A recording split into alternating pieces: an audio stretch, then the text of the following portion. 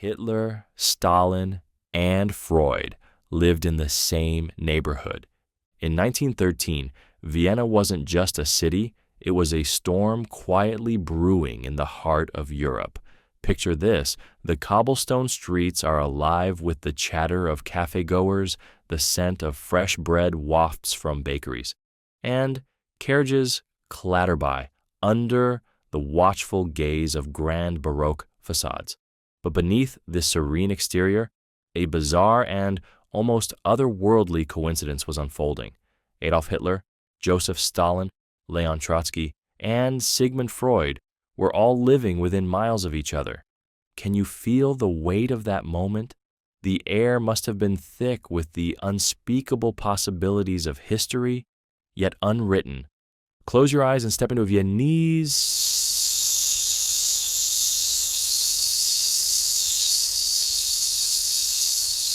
Imagine them there, seated at separate tables, sipping dark brews, immersed in their own lives. Freud might be puffing on a cigar, scribbling notes about the human psyche, while a young, frustrated Hitler sketches feverishly in the corner, his future atrocities mere whispers in his mind. Across the room, Stalin, under the guise of a revolutionary exile, keeps his eyes low, but his ears open, eavesdropping on conversations for signs of political dissent. And Trotsky? Perhaps he's penning a fiery manifesto or passionately debating Marxism with a comrade over steaming cups of tea. It's almost too surreal to believe.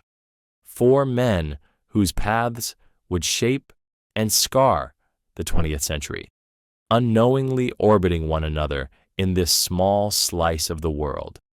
What are the odds? What are the implications? The mind races with questions. Did their shadows ever cross? Did Freud ever lock eyes with the young Hitler and sense something sinister simmering beneath the surface? Did Trotsky and Stalin exchange glances, neither suspecting the brutal betrayal that would one day define their relationship? Did their lives brush against one another like strangers passing on the street?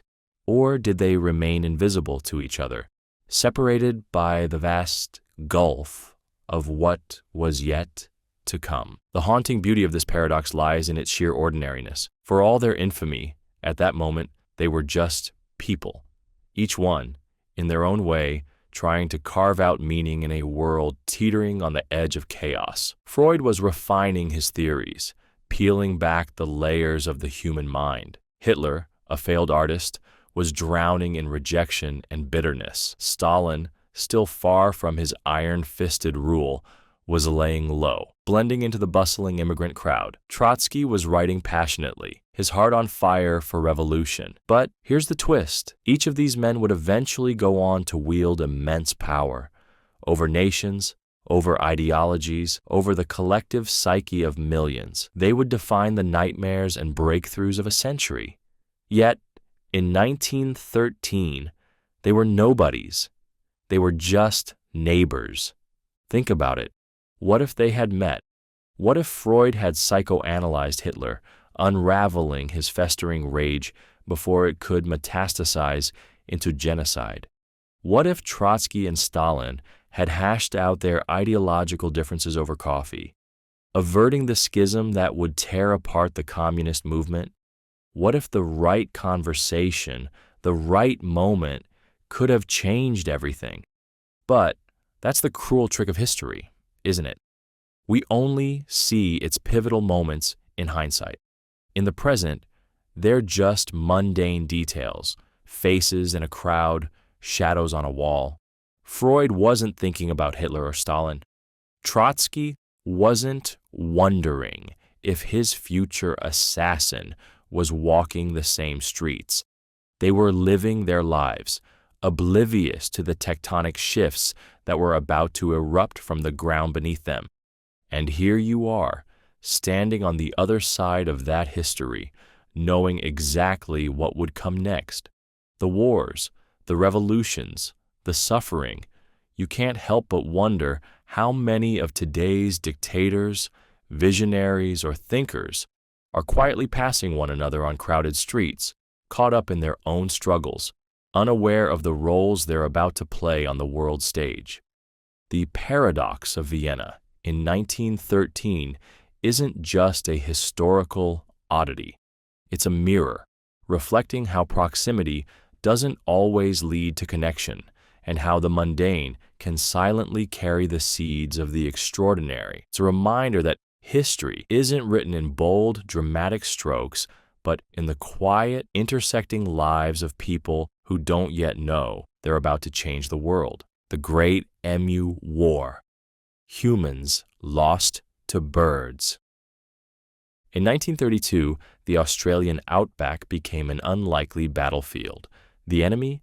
Emus, towering, flightless birds with a knack for survival and a disregard for human authority. It sounds like the setup for a bad joke, doesn't it? But this was real. Australia declared war on emus, armed soldiers with machine guns, and marched out to conquer the birds. The result? Humankind lost, utterly and embarrassingly. Picture it, a dry, sun-scorched landscape stretching as far as the eye can see. The farmers of Western Australia are desperate. The emus, nearly 20,000 strong, have invaded their fields, devouring crops and trampling fences. It's not just a nuisance, it's a disaster. The farmers plead with the government for help, and the response is as dramatic as it is absurd. Send in the military. Enter the soldiers armed with Lewis machine guns, ready to assert humanity's dominance. At first, you might think, how hard can it be? They're just birds. But emus are no ordinary birds. They're fast, agile, and cunning. They can sprint up to 50 kilometers an hour and pivot like feathered ninjas. They travel in groups, watching out for one another, and scatter unpredictably at the first sign of danger. The first skirmish begins with high hopes. Soldiers set up their guns, take aim at a flock, and fire. The emus scatter, darting in every direction like feathery whirlwinds. The bullets barely graze them. Soldiers are left stunned, chasing shadows. Over the following days, the war descends into chaos. Ambushes are set, machine guns mounted on trucks, and yet the emus continue to outsmart their human adversaries. The trucks, bouncing over uneven terrain, make it impossible to aim. The emus, with their serpentine necks and unrelenting speed, weave through the gunfire like it's a game. And the emus, they fight back in their own way. They destroy fences, ravage crops, and mock the soldiers with their very survival.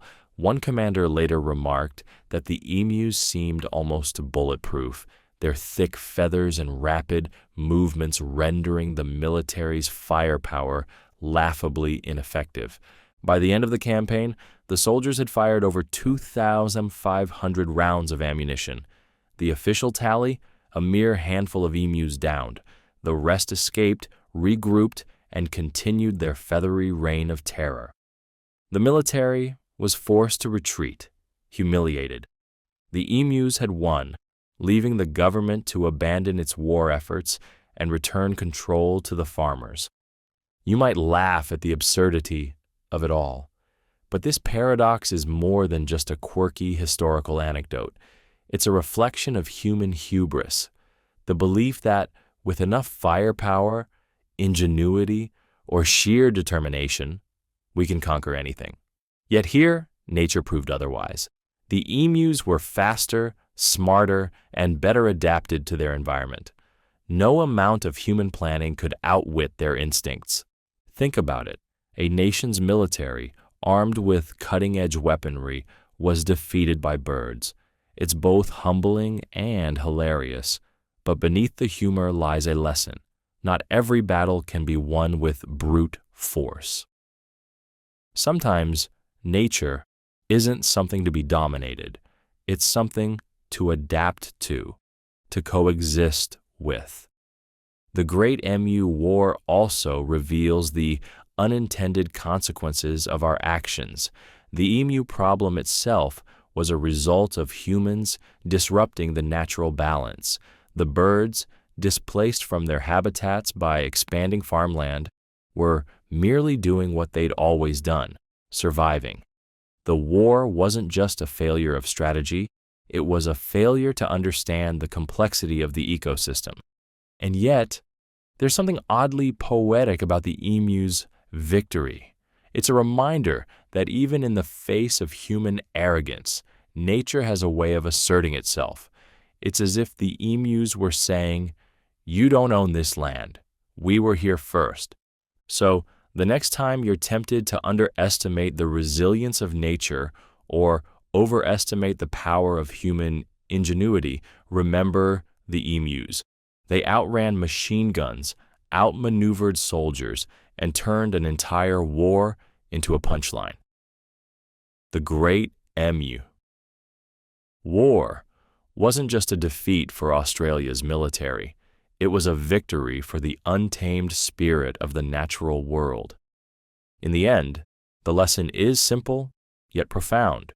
Sometimes the fight isn't worth picking, and sometimes the underdog, or underbird, wins. And isn't that a paradox worth savoring? Napoleon was once attacked by a horde of bunnies.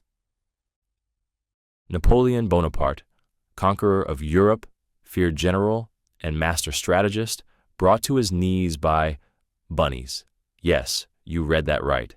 The same man who orchestrated brilliant military campaigns found himself in the most ridiculous of predicaments, fleeing from a relentless rabbit army. Picture it. It's the early 1800s, and Napoleon, basking in his glory, decides to treat his men to a day of leisure. A rabbit hunt seems like the perfect way to relax and show off his dominance, not just over nations, but over nature itself. Orders are sent, preparations made, and his men gather what they think are thousands of wild rabbits for the event. But here's the twist. They didn't catch wild rabbits. They brought tame, well-fed, and highly socialized rabbits, likely purchased from farmers who raised them in droves. And when the moment came to release them, Napoleon and his entourage expected a scene straight out of a pastoral painting, rabbits darting off into the fields as hunters pursued them with sport and laughter. Instead, chaos erupted. As the cages were opened, the rabbits didn't scatter in fear. They didn't even hesitate.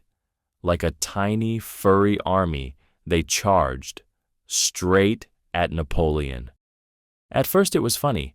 Imagine the emperor chuckling as a few curious bunnies hopped toward him.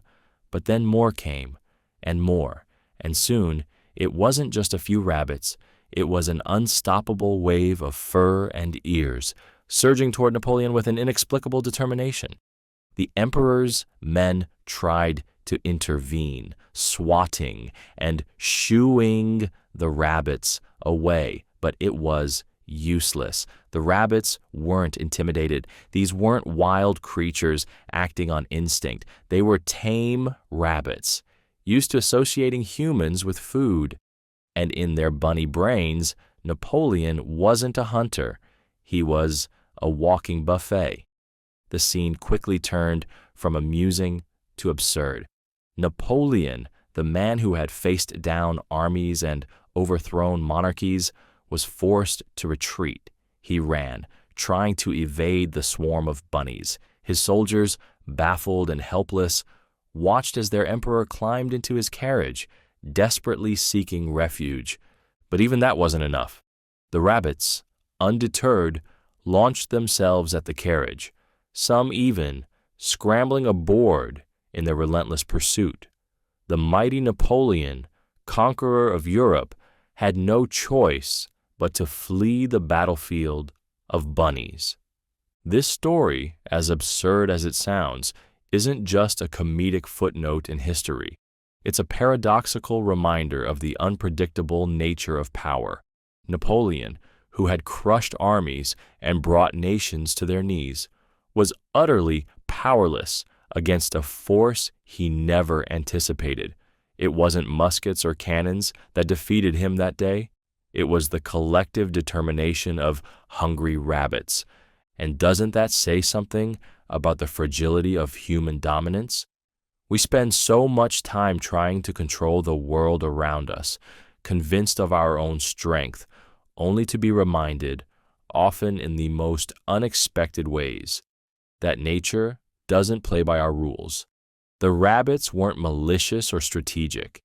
They simply saw an opportunity and seized it, oblivious to the grandeur or authority of the man before them. But there's something poetic in that absurdity. Napoleon's encounter with the bunnies is a humbling tale, a reminder that no matter how powerful or prepared we think we are, life has a way of surprising us. Sometimes it's not the grand battles or the formidable foes that trip us up. It's the small, unexpected moments that turn the tide.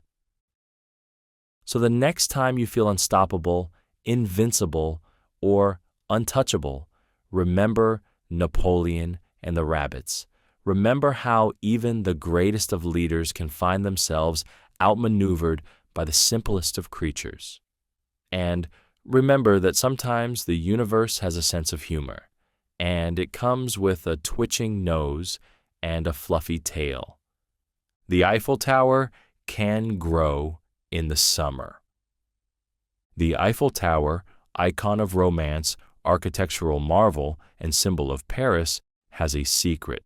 It's not as unyielding as it looks. In fact, this 324-meter iron giant is alive in its own way, stretching upward like a sun-loving plant during the summer months.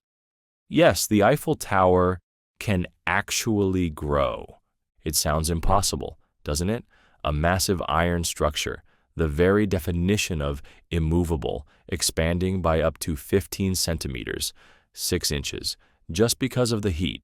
But the explanation lies not in magic, but in science, a process so subtle yet profound that it can make the unshakable tower seem almost human. Here's how it works. On warm summer days, when the sun beats down on the iron lattice, the metal heats up and begins to expand. Iron atoms, energized by the rising temperature, move just a little farther apart. It's a tiny shift, barely noticeable in each individual piece of metal.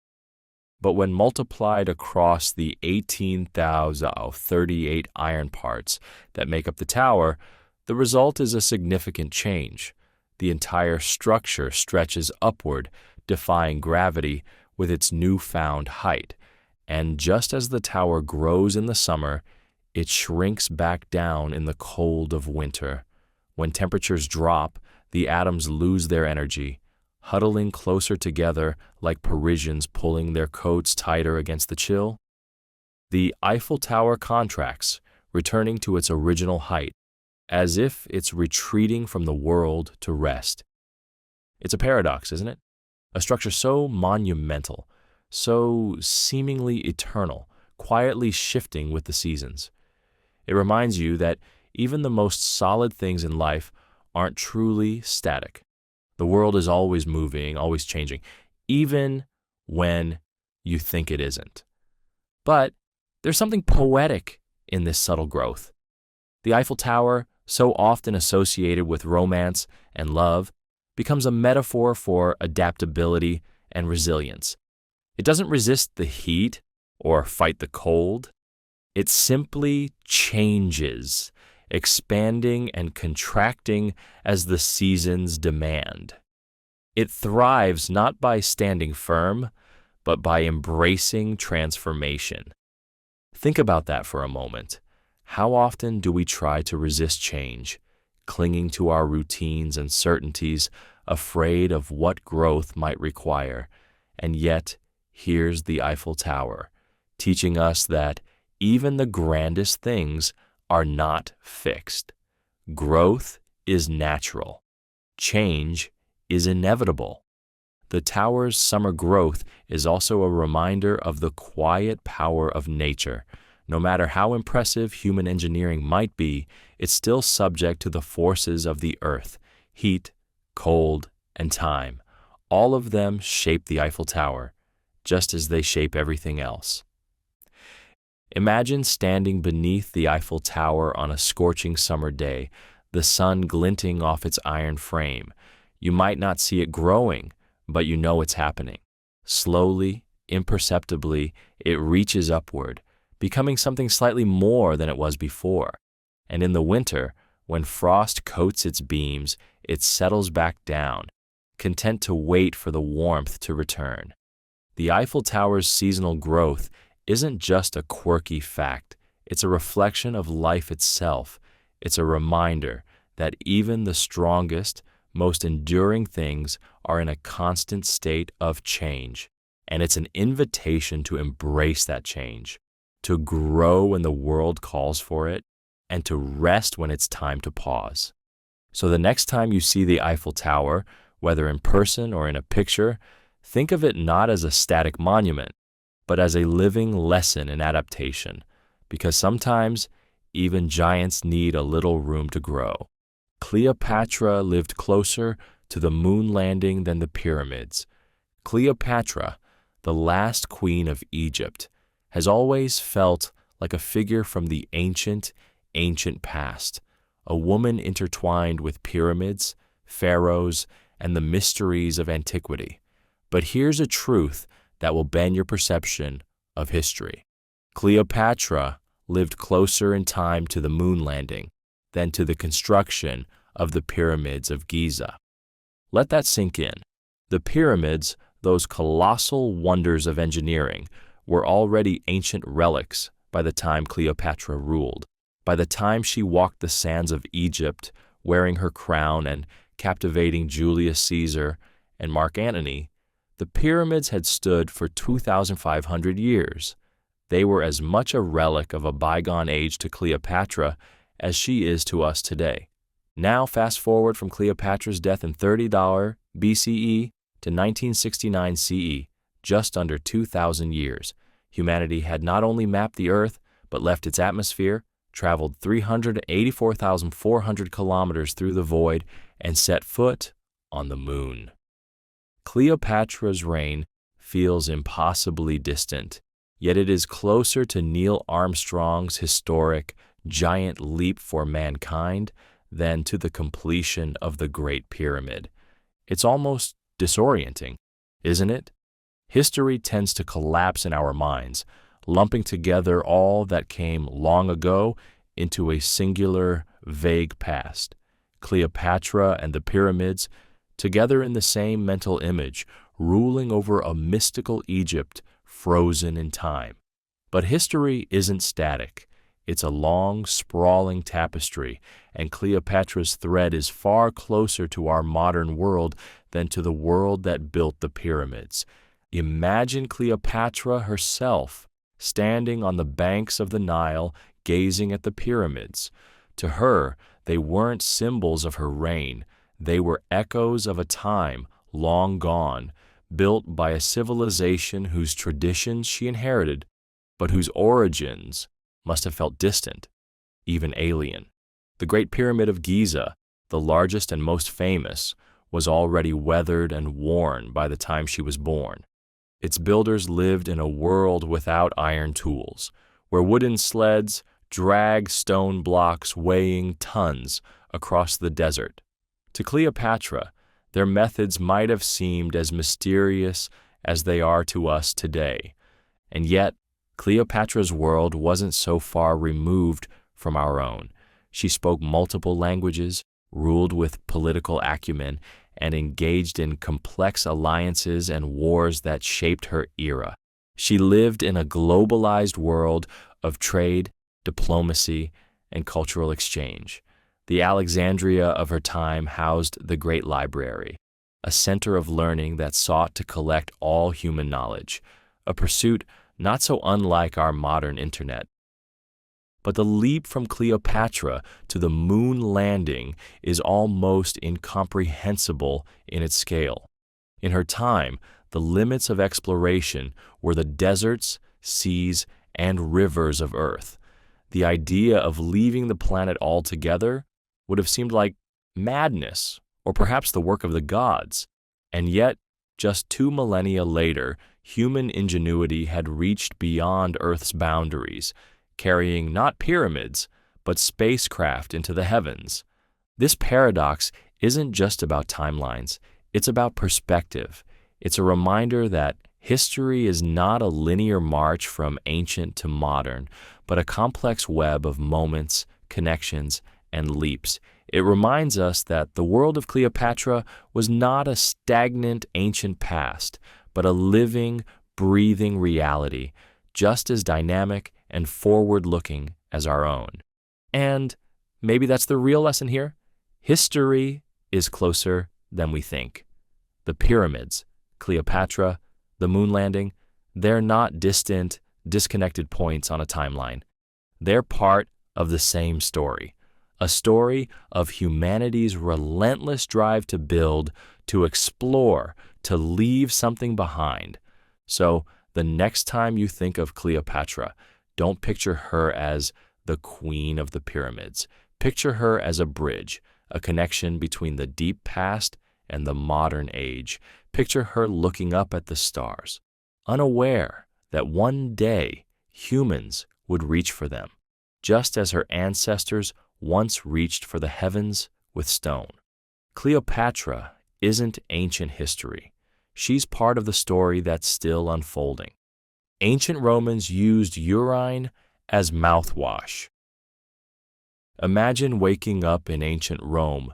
The sun filters through the colonnades, merchants call out in the bustling streets, and the air smells of fresh bread from the bakeries.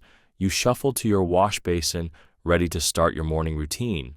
But instead of reaching for toothpaste or a minty rinse, you grab a jar of urine. Yes, human urine. And no, this isn't a punishment. It's your mouthwash. Unbelievable? Perhaps. But to the Romans, it was perfectly practical.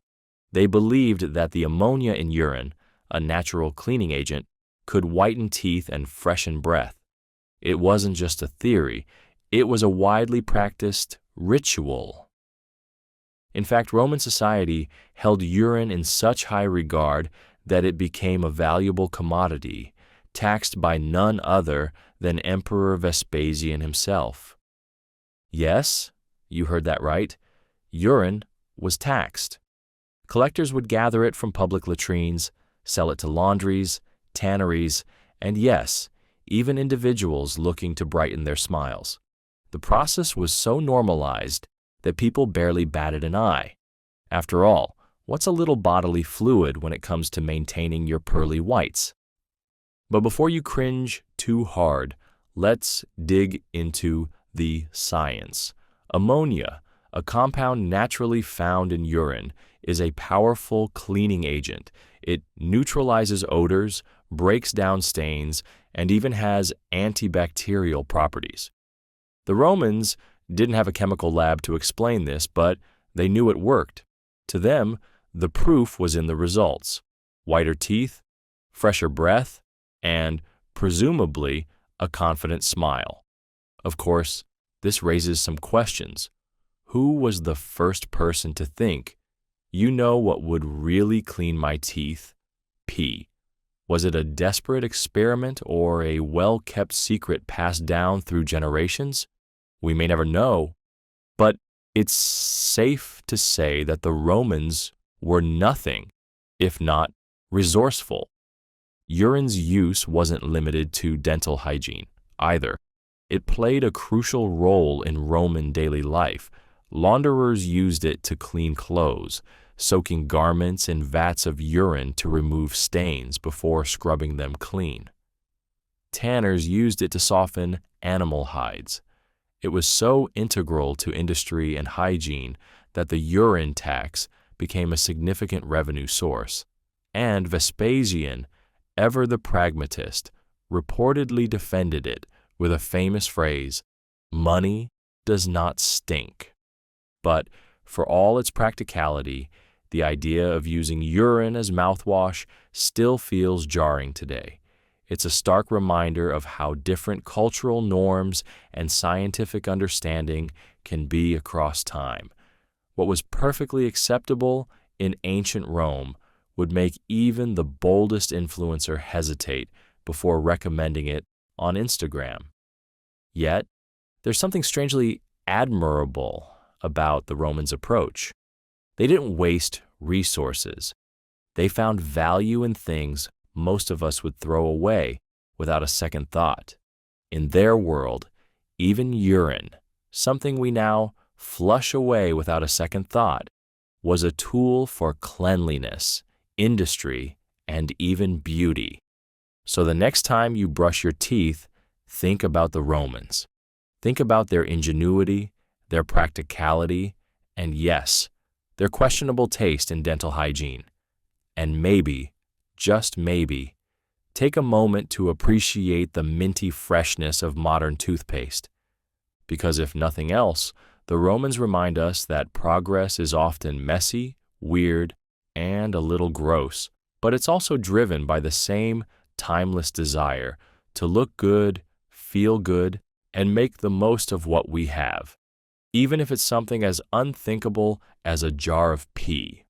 The CIA tried to train cats as spies. In the 1960s, at the height of Cold War paranoia, the CIA hatched a plan so bizarre it sounds like something out of a spy parody. They tried to turn cats into covert operatives. Yes, you heard that right, cats. Fluffy, aloof, tuna-loving felines were to become the eyes and ears of American intelligence. This wasn't a joke or a brainstorming session gone wrong. It was a real, multi-million-dollar project called Acoustic Kitty. The idea, in theory, wasn't completely ridiculous.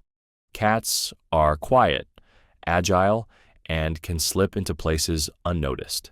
The CIA believed they could exploit these traits by surgically implanting listening devices into cats, transforming them into living surveillance tools.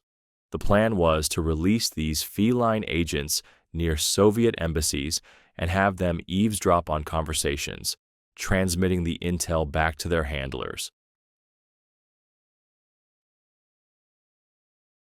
But if you've ever owned a cat, you probably already see the flaw in this plan.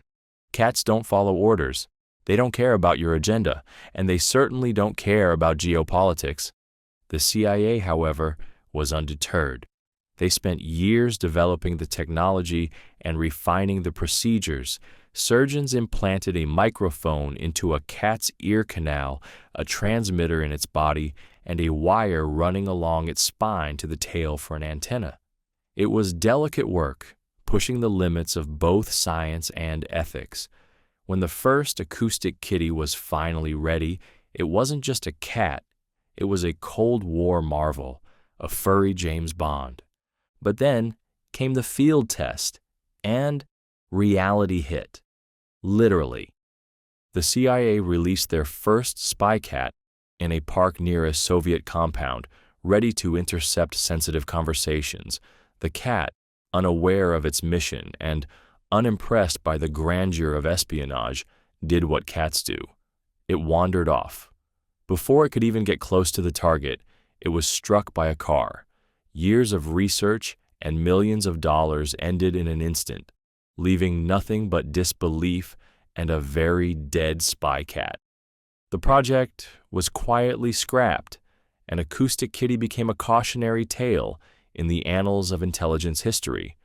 The CIA eventually admitted that while the idea was technically feasible, cats' independence made them entirely unreliable as spies. In short, the CIA learned the hard way what cat owners have always known. You don't train a cat trains you. It's easy to laugh at the absurdity of it all. The image of CIA operatives seriously discussing feline espionage, the thought of a cat sitting in a boardroom with a little wire poking out of its tail, it feels like satire. But beneath the humor lies a deeper truth about the lengths to which humans will go in pursuit of control, even when it borders on the absurd. Acoustic Kitty wasn't just a failure of practicality. It was a failure of hubris.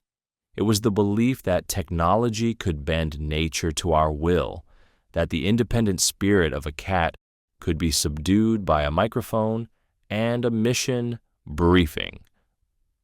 It was a reminder that no matter how advanced our tools become, the natural world has its own rules, and cats, in particular, don't care about ours.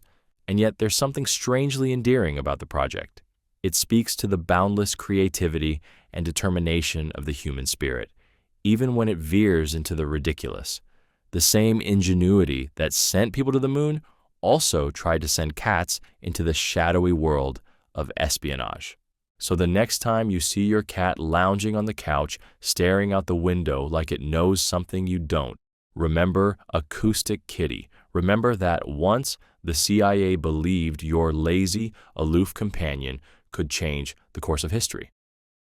And while the mission may have failed, the story lives on as proof that sometimes the world's most serious endeavors can take the most hilariously unexpected turns.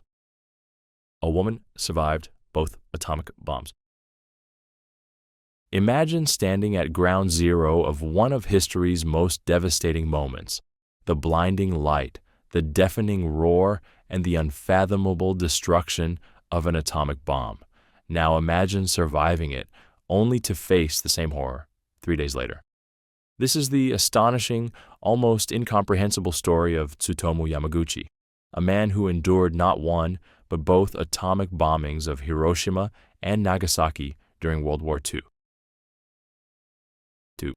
On August 6, 1945, Yamaguchi was in Hiroshima on a business trip. It was an ordinary day until it wasn't. The Enola Gay dropped its payload, and the world's first atomic bomb detonated above the city. In an instant, the sky turned white, buildings crumbled, and a fiery inferno consumed everything in its path. Yamaguchi, just 3 kilometers from the blast's epicenter, was thrown to the ground. His body burned, his eardrums ruptured, and yet, against all odds, he survived.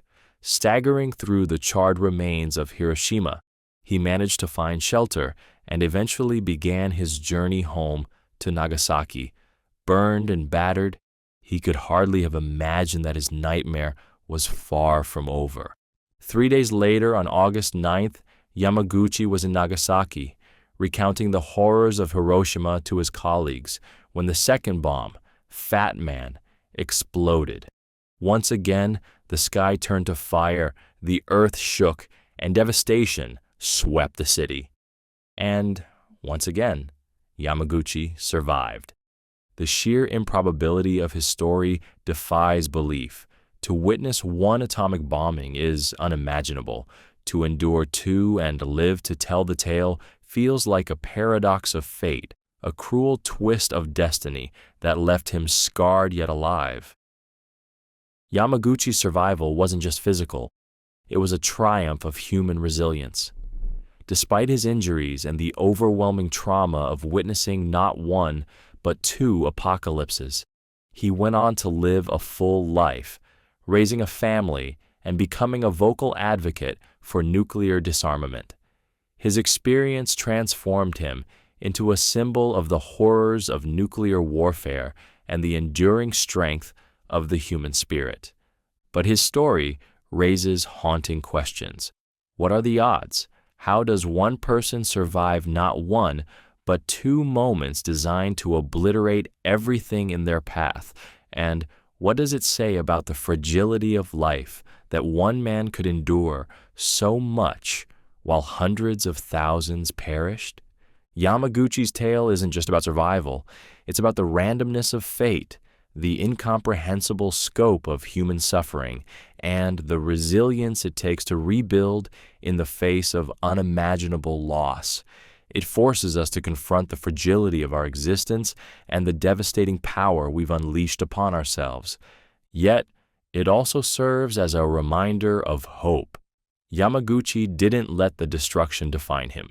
Instead, he used his life to fight for peace, to ensure that no one else would endure the horrors he had witnessed. He became a living testament to the power of survival, resilience, and the human capacity to turn pain into purpose. So the next time you hear about Hiroshima and Nagasaki, think of Tsutomu Yamaguchi. Think of the man who faced death twice and walked away both times, and think of the paradox of his life, not just a story of unimaginable tragedy, but also one of incredible strength, determination, and hope for a better world. Vikings arrived in America before Columbus. Picture this. It's the year 1000, nearly 500 years before Columbus set sail, and a sturdy wooden ship with a dragon's head carved into its prow cuts through the icy waters of the Atlantic. On board, Viking explorer Leif Erikson gazes at the unfamiliar coastline of North America, a land he would call Vinland.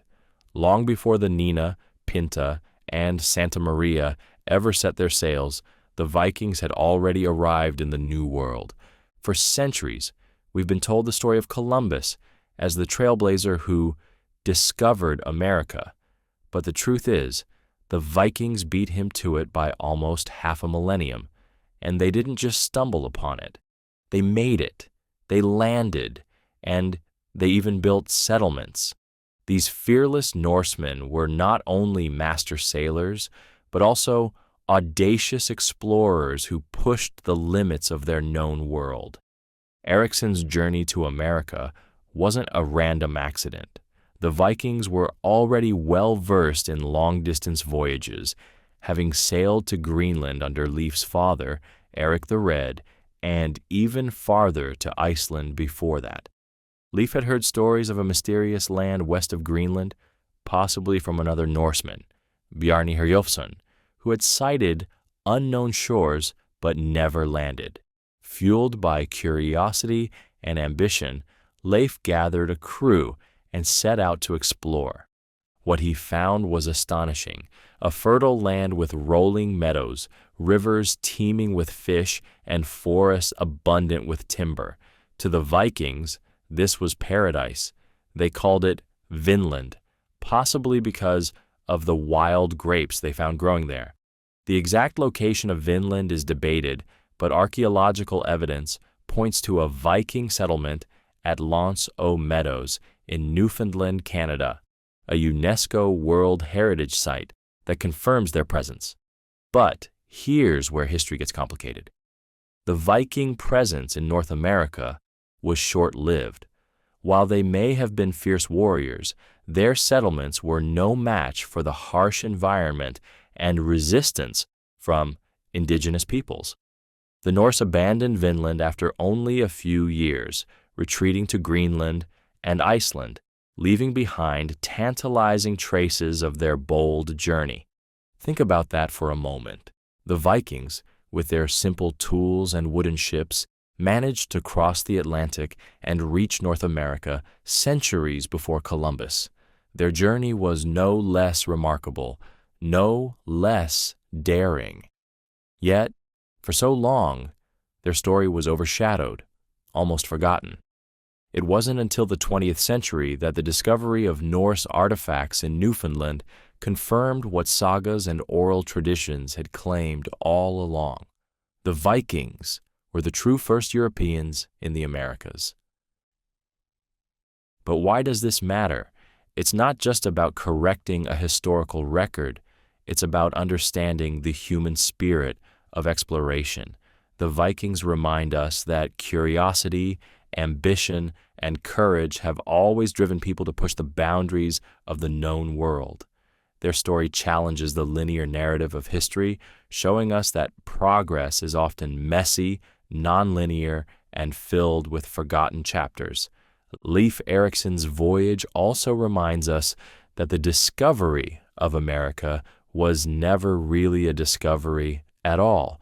Indigenous peoples had been living on these lands for tens of thousands of years before the Vikings arrived, and they continued to thrive long after the Norse left. The idea that anyone could discover a land already inhabited is, in itself, a paradox, And yet, Leif's story is still worth celebrating, not because he discovered America, but because he embodies the human drive to explore, to question, and to dare. His journey across the Atlantic wasn't just about reaching new shores. It was about challenging limits, taking risks, and leaving a legacy that, while almost forgotten, still resonates today. So, the next time you think about Columbus, remember Leif Erikson. Remember the man who braved uncharted seas, long before compasses and maps, guided only by the stars and his belief in what lay beyond the horizon. And remember the Vikings, whose ships carved paths through icy waters to a land they would never truly claim, but forever mark as proof of humanity's restless, unyielding spirit. The shortest war in history lasted 38 minutes. Wars are often remembered for their brutality, their drawn-out battles, and the heavy toll they take on nations and people. But then there's the Anglo-Zanzibar War of 1896, a conflict so brief it could have unfolded in the time it takes you to brew a pot of coffee. In just 38 to 45 minutes, it was over, securing its place in history as the shortest war ever recorded. The story begins on the island of Zanzibar, off the coast of East Africa, in the waning days of the 19th century. The British Empire, expanding its influence and dominance, had established a protectorate over Zanzibar, exerting control over its politics and trade. When the pro-British Sultan Hamad bin Thawani suddenly died, his successor, Khalid bin Bargash, seized power without British approval. Khalid had no intention of playing puppet to the empire and declared himself the new sultan. But the British were not about to let this challenge go unanswered. They issued an ultimatum. Khalid must step down and vacate the palace by 9 a.m. on August 27, 1896, or face the consequences. Khalid, perhaps underestimating the resolve of his opponents, barricaded himself in the palace with a few hundred loyal men, a modest artillery setup, and a royal yacht anchored in the harbor. At 9:02 a.m., the deadline passed. The British, true to their word, opened fire. From warships anchored in the harbor, they unleashed a barrage of shells that tore through the Sultan's palace, reducing it to rubble within minutes. Khalid's forces, outgunned and overwhelmed, scrambled to return fire, but achieved little more than token resistance. By 9:40 a.m., the war was effectively over. Khalid had fled, seeking asylum at the German consulate, while his remaining forces surrendered. The British raised their flag over Zanzibar, installing a more cooperative sultan in Khalid's place. The entire affair lasted no longer than the time it takes to watch an episode of your favorite show. The brevity of the conflict is almost comical, but its implications were anything but. The war solidified British dominance over Zanzibar and underscored the imbalance of power between colonial empires and smaller, less-equipped states. It was a stark reminder of how quickly imperial might could crush local resistance, leaving no room for negotiation or compromise. But the absurdity of a 38-minute war also invites reflection. Wars are typically drawn-out affairs, marked by long campaigns, sieges, and political maneuvering. This one, however, was over almost before it began, a flash in the historical record that stands in sharp contrast to the prolonged devastation we associate with conflict. Think about it. An entire war waged, fought, and concluded in the span of a coffee break. Soldiers barely had time to fire their weapons before the fighting stopped. The Sultan's palace, once a symbol of power, was reduced to rubble in minutes, and the fate of a nation shifted as swiftly as the clock struck 9:40. Yet, despite its brevity, The Anglo-Zanzibar War encapsulates the essence of power dynamics during the Age of Empire. It wasn't a war of equals. It was a one-sided demonstration of military superiority. It reminds us of the ruthlessness of imperialism, where diplomacy often came second to displays of force. But there's also a strange, almost dark humor to the event.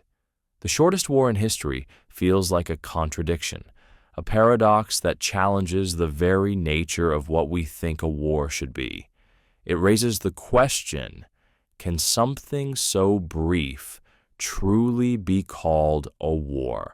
Or was it more of a violent ultimatum, a single act of destruction dressed up as a military campaign? In the end, the Anglo-Zanzibar War is both a historical oddity and a sobering lesson. It's a reminder that the balance of power can shift in moments, that resistance against overwhelming force often leads to tragedy, and that sometimes history's most remarkable events are over before they even seem real.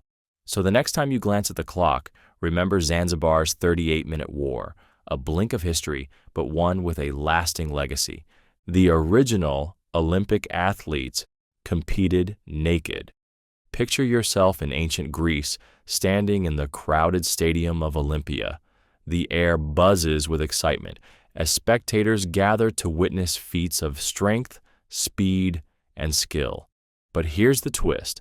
As the athletes take their places, they are completely, unapologetically naked. Not a stitch of clothing in sight, just bare skin glistening in the sun. Every muscle on display, every movement an ode to the human form. Yes, the original Olympic Games were a celebration of athleticism in its purest, most unadorned state. Competing in the nude wasn't just a quirky tradition, it was a deeply symbolic act. The ancient Greeks believed that the human body was a divine creation, a masterpiece crafted by the gods. By competing without clothing, athletes paid homage to the gods, particularly Zeus, the patron deity of the games, while showcasing their physical excellence as a reflection of divine beauty. Nudity also symbolized equality. Stripped of all material possessions, athletes competed not as wealthy elites or humble commoners, but as equals. Victory wasn't about what you wore or what you owned. It was about your strength, skill, and dedication. But this wasn't just about philosophy. The practicalities of competing naked had their own advantages. Imagine running, wrestling, or throwing a discus without the encumbrance of heavy, restrictive garments. Athletes needed full range of motion, and in a world without modern sportswear, going nude was the best way to achieve that freedom. Of course, this openness wasn't without its challenges. Competing naked meant exposing yourself not just to the eyes of the crowd, but also to the elements. Dust, heat, and rough terrain added layers of difficulty to already grueling events. Yet, these obstacles only heightened the glory of victory, proving not just your physical prowess, but your resilience. The tradition of competing naked was so central to Greek culture that the word gymnasium itself comes from the Greek word gymnos, meaning naked. Gymnasiums weren't just places for exercise. They were spaces where the pursuit of physical and intellectual excellence intertwined, a holistic approach to training body and mind. But nudity in the ancient Olympics wasn't universally embraced.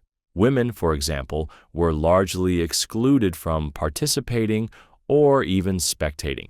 Married women were strictly prohibited from attending the games, under penalty of death. The one exception was the priestess of Demeter, who had the honor of observing the events. And yet, there were moments when women defied the rules. One famous story tells of Cleopatra, a widow who disguised herself as a man to watch her son compete.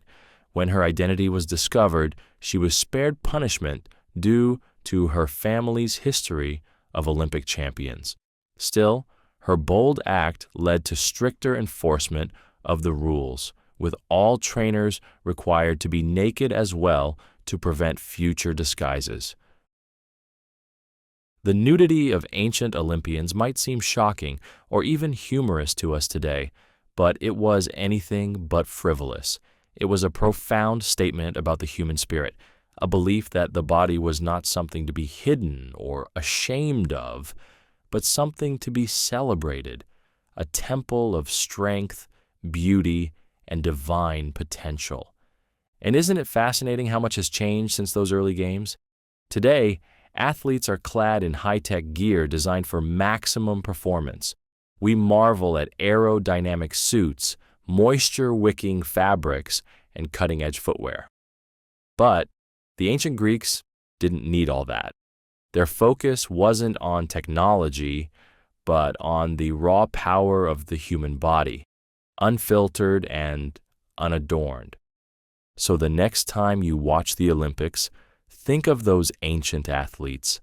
Think of their bravery, their confidence, and their unyielding belief in the power of the human form. And remember that beneath all the modern trapping of sport, the essence of competition remains the same, a celebration of human potential, pushing the limits of what we can achieve, and doing so, if necessary, with nothing to hide. The Coliseum was once filled with water for mock naval battles. Imagine standing in the Grand Coliseum, surrounded by 50,000 cheering Romans. The sun blazes down on the massive amphitheater, but instead of gladiators clashing on the sandy arena floor, you see shimmering water. A small lake has been conjured where there was once solid ground, and floating on it are warships, their oars slicing through the waves. Welcome to one of the most extravagant spectacles of ancient Rome, mock naval battles, or naumachii, staged inside the Colosseum itself. It sounds impossible, doesn't it? How could the Romans, with their ancient technology, transform a solid arena into a massive pool deep enough to float full-size ships? But this is Rome we're talking about, the empire that built aqueducts to bring water across mountains and engineered concrete structures that still stand today. The Colosseum wasn't just a place for blood sport, it was a marvel of ingenuity, capable of hosting spectacles so grand they bordered on the absurd. To pull off these mock naval battles, the Romans would flood the Colosseum using a complex system of aqueducts and drainage channels. The arena floor was designed to be watertight, holding enough water to accommodate ships and simulate a sea battle. The crowd would watch in awe as soldiers, dressed as sailors, reenacted famous naval victories or fictional skirmishes. The battles were complete with ramming maneuvers, sinking ships, and hand-to-hand combat on makeshift decks. These naumachii weren't just entertainment, they were propaganda. The Romans loved to flaunt their engineering prowess, their naval dominance, and their ability to conquer nature itself. What better way to demonstrate the might of the empire than to bring the sea into the heart of the city and turn warfare into theater? But these spectacles weren't without their challenges. Flooding the Colosseum was a monumental task that required incredible resources and manpower. Ships had to be built or transported, water carefully managed, and performers trained for both combat and water survival. And yet, the Romans embraced the challenge. For them, no expense was too great in the pursuit of awe-inspiring grandeur. However, as impressive as these naval battles were, they didn't last long. By the late 1st century CE, the Colosseum's design was modified and a permanent arena floor was installed. making flooding impossible. The Namakii were moved to other venues or abandoned altogether, leaving these watery spectacles as a short-lived but unforgettable chapter in Roman history. And isn't that the paradox of the Coliseum? It's a symbol of human ingenuity and excess, a place where art, architecture, and brutality collided. On one hand, it was a marvel of engineering, capable of transforming into a sea for naval battles. On the other, it was a stage for violence, where lives were sacrificed for the amusement of the masses. But the Namakei also remind us of the Roman mindset, a relentless drive to conquer not just their enemies, but the very limits of possibility. They didn't ask whether they could flood the Colosseum. They simply did it. They didn't settle for telling stories of naval victories. They recreated them with real ships and real soldiers. So, the next time you picture the Colosseum, don't just think of gladiators or roaring lions. Think of it as a place where the impossible became reality, a stage not just for combat, but for human ambition in its most extravagant form. Because in Rome, even the sea could be brought to heel, if only for a moment. The Titanic's lookout had no binoculars. The Titanic, the so-called unsinkable ship, met its infamous fate on a cold April night in 1912, colliding with an iceberg in the frigid North Atlantic. But what if I told you that one small, almost laughable oversight might have sealed its doom? The lookouts on duty that night, those tasked with spotting hazards in the icy waters, had no binoculars. None. It wasn't because they didn't want them. The binoculars existed, tucked away in a locker aboard the ship. But the key to that locker? It never made it on board. The story begins before the Titanic's maiden voyage, during a seemingly minor crew reshuffle. Second Officer David Blair, originally assigned to the Titanic, was reassigned to another ship at the last minute. In the rush of his departure, Blair inadvertently took the key to the binocular locker with him. It was a small, simple oversight, but one with catastrophic consequences. As a result, the lookout crew was left to rely solely on their naked eyes to scan the dark, icy waters for obstacles.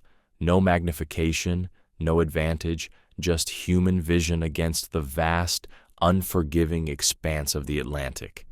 And on that fateful night, as the Titanic sped forward at nearly full speed, the iceberg loomed unseen until it was far too late. Think about it for a moment. A ship hailed as the pinnacle of human engineering, a floating palace outfitted with luxury beyond imagination, was undone by something as mundane as a missing key. It's a paradox that leaves you shaking your head. How could such a monumental tragedy hinge on something so small? The absence of binoculars may not have been the sole cause of the disaster, but it was undoubtedly a critical factor. With binoculars, the iceberg might have been spotted earlier, giving the crew precious extra seconds to react. A slight turn of the wheel, a fraction more time. These tiny differences could have meant avoiding the iceberg altogether. Instead, the Titanic struck the iceberg at 11:40 p.m., tearing a gash in its side that doomed the ship and claimed over 1,500 lives. The tragedy of the Titanic is often framed as a story of hubris, humanity's overconfidence in its ability to conquer nature. But the missing binoculars add another layer, the fragility of even the most ambitious plans. It wasn't just the iceberg or the ship's speed or the shortage of lifeboats. It was also a small, seemingly inconsequential mistake, a reminder that even the grandest designs can unravel from the tiniest thread. And isn't that the haunting truth of it all? The Titanic wasn't undone by a single catastrophic error, but by a chain of small missteps and oversights: the missing key, the lack of lifeboats, the ignored iceberg warnings. Together, they created the perfect storm of failure. But the missing binoculars also reflect something deeply human, the way we often overlook the details in our rush toward bigger goals. It's easy to imagine the crew, busy with the grandeur and excitement of launching the Titanic, brushing aside the small matter of a locked locker. It's just one detail, after all. Yet, history has a way of reminding us that details matter. One lost key, one forgotten precaution, one overlooked piece of equipment can cascade into disaster. So the next time you think of the Titanic, don't just picture the gleaming chandeliers or the grand staircase. Picture the lookouts, straining their eyes in the cold night air, scanning the dark horizon with nothing but their naked vision. Picture the key, forgotten in a pocket far from the ship, a tiny, ordinary object that became the missing link in a chain of tragedy. And let it be a lesson, not just in the fragility of human ambition, but in the importance of the small things, the details that seem insignificant until they're not.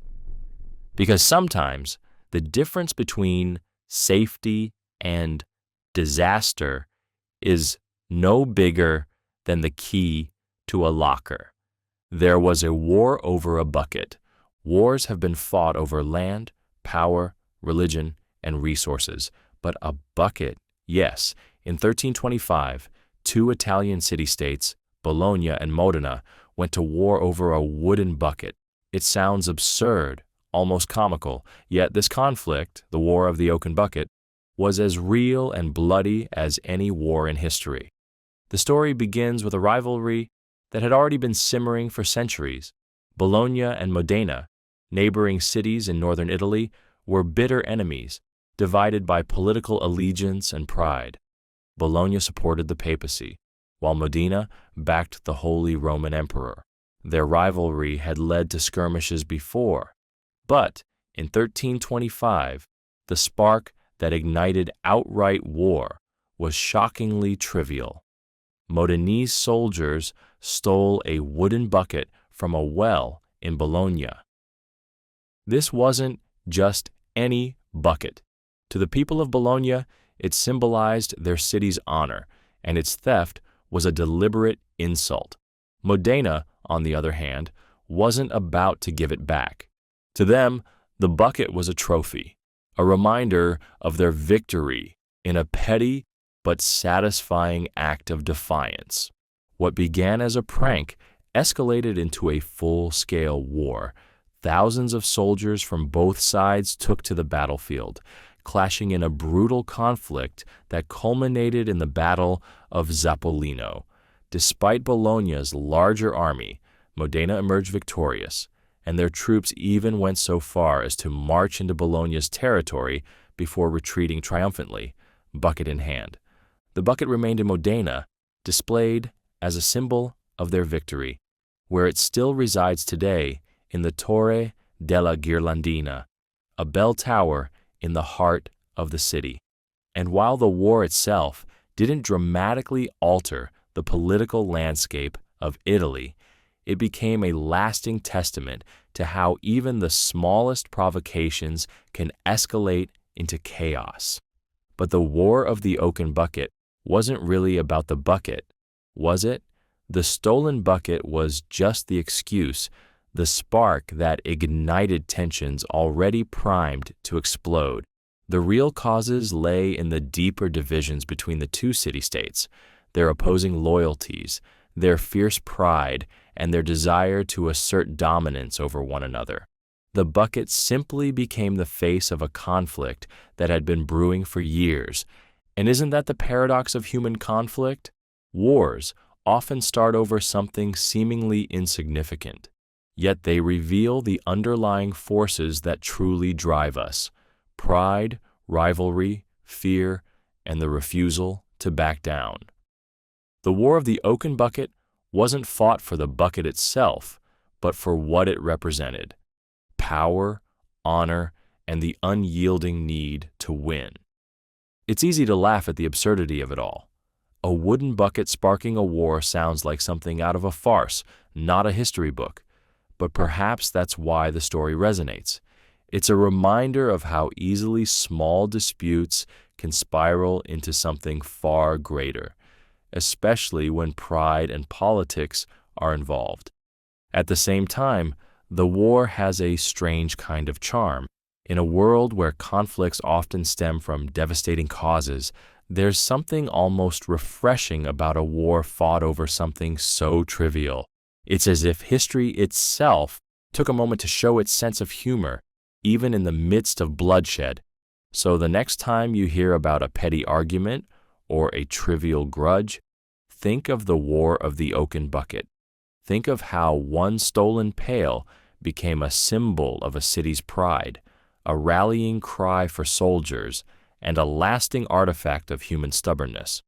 And maybe, just maybe, take a moment to let the small things go. Because if history has taught us anything, it's that sometimes the smallest provocations lead to the biggest battles. And sometimes the only winner in a war is the bucket. aka le disale. Chicken lived for 18 months without a head. It sounds like a gruesome campfire story or a bizarre urban legend, but it's entirely true. In 1945, a chicken named Mike lived for 18 months without a head. Yes, a headless chicken. Not only did Mike survive, but he thrived, becoming a sideshow sensation and baffling scientists along the way. The story begins on a farm in Fruita, Colorado. A farmer named Lloyd Olson was preparing a chicken dinner, and, as farmers do, he chopped off the head of a 5.5-month-old rooster. Normally that would be the end of the story, but Mike had other plans. To everyone's shock, the chicken didn't keel over. Instead, it stood up, wobbled a bit, and then began walking around as if nothing had happened. Lloyd and his wife Clara couldn't believe their eyes. The bird was alive, headless, and seemingly determined to carry on. Curious and slightly amused, they decided to spare Mike's life. They fed him by dripping a mixture of milk and water down his open neck with an eyedropper and cleared mucus from his throat to keep him breathing. Despite his missing head, Mike continued to grow, gaining weight and adjusting to his unusual predicament. But how, you might ask, is this even possible? The answer lies in chicken anatomy. When Lloyd swung his axe, he missed a critical part of Mike's brainstem, which controls basic functions like breathing and heartbeat. He also left one ear and a significant portion of the chicken's skull intact. This allowed Mike to survive, albeit without his head. What followed was a whirlwind of fame. Mike became a national sensation, touring the country as Miracle Mike and earning his owners a small fortune. People paid to see the headless chicken, marveling at his resilience and snapping up photographs and postcards as souvenirs. But Mike's fame wasn't without challenges. His survival raised ethical questions and sparked debates about animal welfare. Scientists studied him, fascinated by the limits of life and how much of a creature's brain is truly necessary for survival. For Mike, it turned out, not much. Mike's extraordinary run came to an end in 1947. One night while touring in Arizona, the Olsons accidentally left behind the tools they used to clear his throat. Mike began choking and, without their intervention, passed away. The tale of Mike the Headless Chicken is undeniably bizarre, but it's also oddly inspiring. It's a story about resilience, adaptability, and the unexpected twists of life, literally. Mike, without a head, defied all logic and became a legend. At the same time, his story serves as a paradoxical reminder of life's fragility. Here was a creature that survived against all odds, thriving despite a loss that should have been fatal. And yet, in the end, it was something as simple as a blocked airway that brought his extraordinary life to a close. Mike's legacy lives on in Fruita, Colorado, where the town celebrates Mike the Headless Chicken Day every year with games, food, and a headless chicken mascot. It's a quirky homage to one of history's strangest stories. A reminder that even the most improbable lives can leave a lasting impression. So the next time you hear someone say running around like a chicken with its head cut off, think of Mike. Think of the headless bird that defied death, captured the world's imagination, and proved that sometimes life finds a way, even when it seems impossible. Julius Caesar was kidnapped and demanded a higher ransom. Imagine being kidnapped by pirates, your life hanging in the balance, as they demand a ransom for your release. Most people would beg for mercy or try to haggle the price down. But Julius Caesar, he laughed in their faces and told them they weren't asking for enough. Yes, long before he became one of history's most legendary figures, Julius Caesar found himself at the mercy of a band of Cilician pirates in 75 BCE. They captured him while he was traveling across the Aegean Sea and demanded 20 talents of silver, a hefty sum equivalent to hundreds of thousands of dollars today. But Caesar, never one to downplay his own worth, scoffed at the amount. 20 talents? He reportedly said. You should be asking for 50. And so, the pirates, either amused or persuaded by his confidence, raised the ransom. Caesar sent his men to gather the money while he remained with the pirates. But here's where the story takes an even stranger turn. Caesar didn't behave like a prisoner. Instead of cowering in fear, he acted as if he were in charge. He mingled with the pirates, wrote poetry, delivered speeches, and even joined in their games. If they didn't applaud his performances enthusiastically enough, he scolded them for their lack of taste. He treated them not as captors, but as his audience, almost as though they were his subordinates. And yet, beneath his charisma and confidence, Caesar was plotting revenge. He warned the pirates, quite casually, that once he was freed, he would return to capture them and have them executed. The pirates laughed, dismissing his threats as the bravado of a captive. But Caesar wasn't joking. Once the ransom was paid, Caesar was released, and he wasted no time making good on his promise. He raised a fleet, hunted down the pirates, and captured them. True to his word, he had them crucified, a standard punishment for piracy in ancient Rome. Yet, in a final twist, Caesar showed a flicker of mercy, ordering their throats to be cut first to spare them the agony of crucifixion. The story is equal parts audacious and chilling. It's a testament to Caesar's unshakable confidence, his knack for turning even the direst situations to his advantage, and his ruthless sense of justice. Who else could turn a kidnapping into a stage for showcasing their brilliance and emerge not as a victim, but as a conqueror? But Caesar's reaction wasn't just bravado, it was strategy. By acting fearlessly and asserting his superiority, he kept the pirates off guard, ensuring they underestimated him. At the same time, he was laying the groundwork for his future legend, demonstrating that he was a man who could not be cowed, even in captivity. The episode also reveals the paradoxical nature of power. At his lowest moment, when he was powerless and held hostage, Caesar asserted control through sheer force of personality. He turned the tables on his captors, not with weapons or armies, but with words and an unshakable belief in his own destiny. And isn't that the essence of Caesar?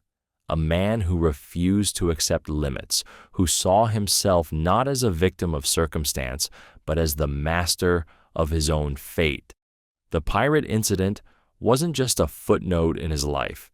It was a foreshadowing of the audacity, brilliance, and ruthlessness that would define his rise to power. So the next time you find yourself in a tough spot, think of Caesar and the pirates. Think of the man who turned a kidnapping into an opportunity to prove his worth, who kept his cool under pressure and made the world see him as he saw himself, unstoppable, inevitable, and worth far more than 20 talents. Because sometimes confidence isn't just an attitude, it's the foundation of greatness. Albert Einstein was offered the presidency of Israel.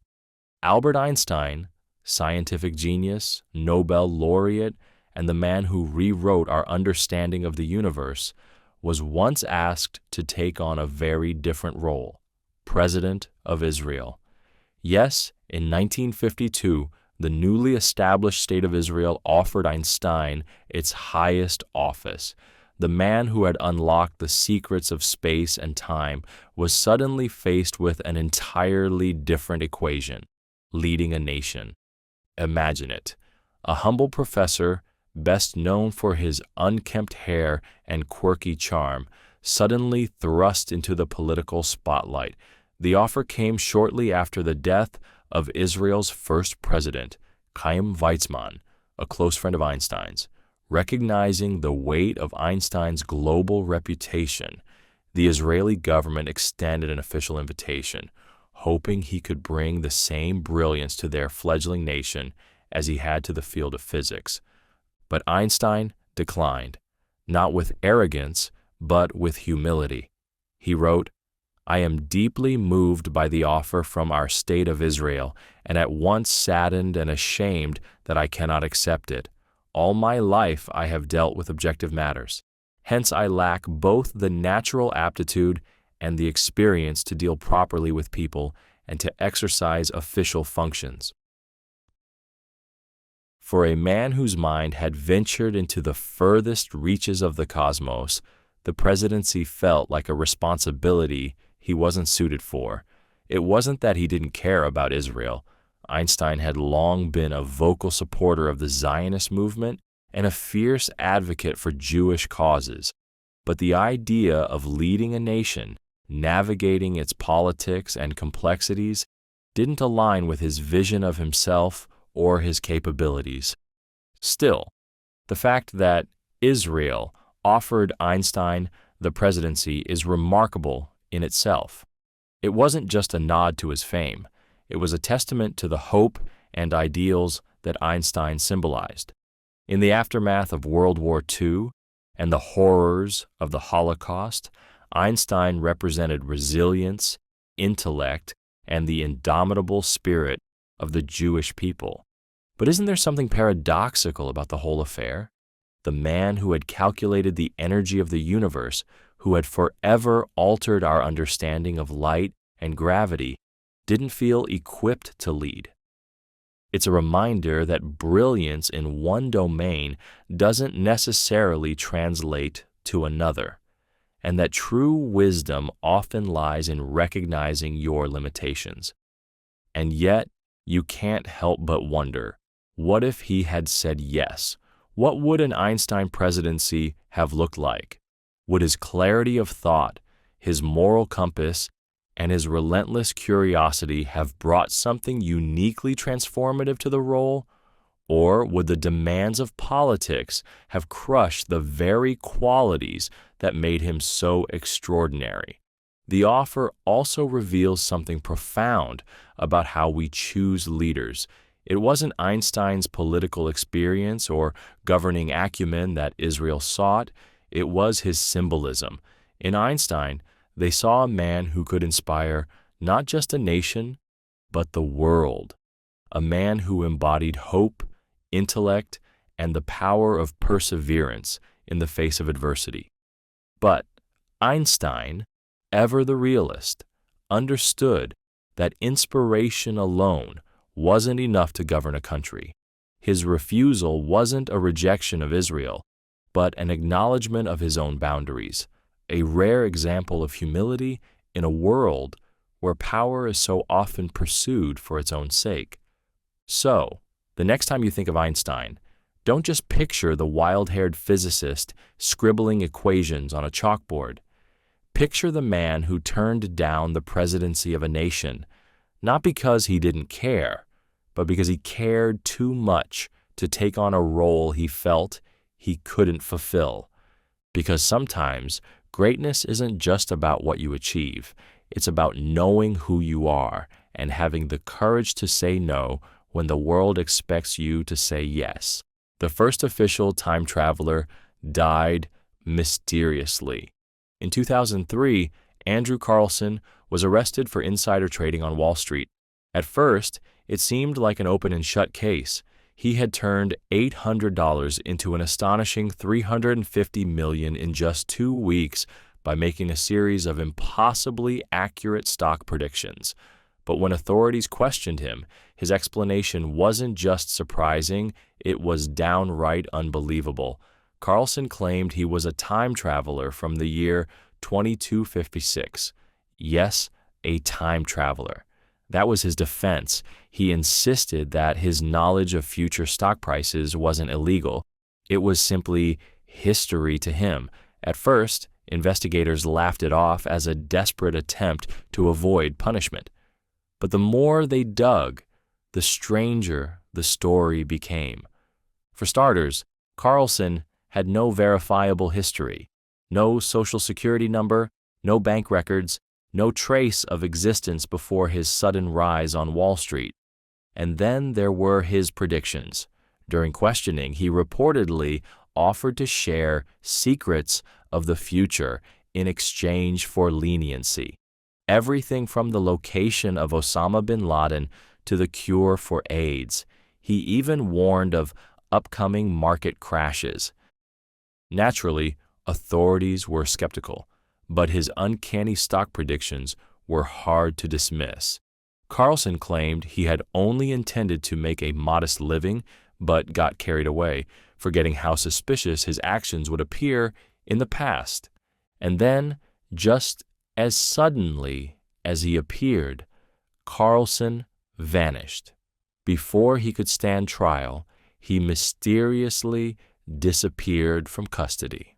No one could explain how he managed to escape, and despite an extensive search, he was never seen or heard from again. The case became the stuff of modern legend. Was Carlson a con artist, a brilliant fraudster who concocted an elaborate story to escape justice? Or was he, as he claimed, a genuine traveler from the future? The mystery of Andrew Carlson raises fascinating questions about time travel and the paradoxes it creates. If he truly was from 2256, his actions seem reckless. Altering the stock market on such a scale could have had catastrophic ripple effects. Did he knowingly disrupt the timeline, or was he simply a rogue traveler, breaking the rules of time for personal gain? And what about his disappearance? If he wasn't from the future, how did he evade a high-security facility without leaving a trace? Could someone or something have intervened to erase him from history? Whether you believe in time travel or not, the story taps into something primal. Our fascination with the unknown, our yearning to uncover secrets of the future, and our fear of the consequences those secrets might bring. It forces us to confront the limits of what we know and what we're willing to believe. And isn't that the ultimate paradox? Time travel, if it exists, would be the ultimate tool for knowledge, allowing us to see what's ahead and avoid mistakes. Yet, it could also be the ultimate source of chaos, unraveling the very fabric of history with every altered event. So, who was Andrew Carlson? A genius manipulator? A victim of his own futuristic arrogance? Or a hoax designed to feed our endless hunger for mystery? Whatever the truth, his story lingers in the imagination, a reminder of how thin the line is between the ordinary and the extraordinary.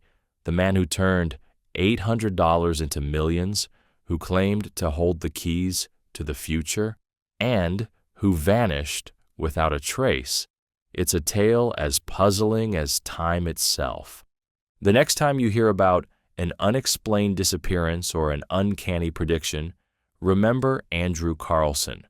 Remember the man who may have bent time to his will, or simply bent our belief in what's possible, because in the end, whether he was a fraud or a time traveler, one thing is certain: his story is timeless. Aztec sacrifices were so intense that blood ran down temples. Imagine standing at the base of a towering Aztec temple, the air heavy with incense and the sound of drums echoing through the valley. At the top, priests in ornate feathered headdresses raise obsidian blades, and the crowd below chants in unison. What happens next is both horrifying and awe-inspiring. A human heart, still beating, is torn from a chest and offered to the gods. The blood flows, trickling down the temple steps like rivers of crimson, a stark testament to the Aztecs' devotion and brutality. This was no isolated ritual. It was central to Aztec culture. Human sacrifice wasn't just a gruesome act. It was a cosmic necessity. The Aztecs believed that the universe ran on blood, and the gods, who had sacrificed themselves to create the world, demanded repayment in kind. Without these offerings, the sun would cease to rise, the crops would wither, and chaos would engulf the earth. The scale of the sacrifices was staggering. During some ceremonies, thousands of victims were offered in a single day. At the dedication of the Templo Mayor in Tenochtitlan, the Aztec capital, accounts claim that as many as 20,000 people were sacrificed over 4 days. Victims, often prisoners of war, were marched up the steep steps of the temple, where priests performed the ritual with precision. The heart was held aloft as an offering, and the body was cast down the temple's steep steps, adding to the growing pools of blood below. The imagery is almost too intense to fathom. Temples stained red, priests drenched in blood, and the cries of the victims mingling with the relentless rhythm of drums. For the Aztecs, this wasn't senseless violence. It was a sacred duty, a way to sustain the gods and maintain the balance of the universe. But why such intensity? Why such an obsession with blood?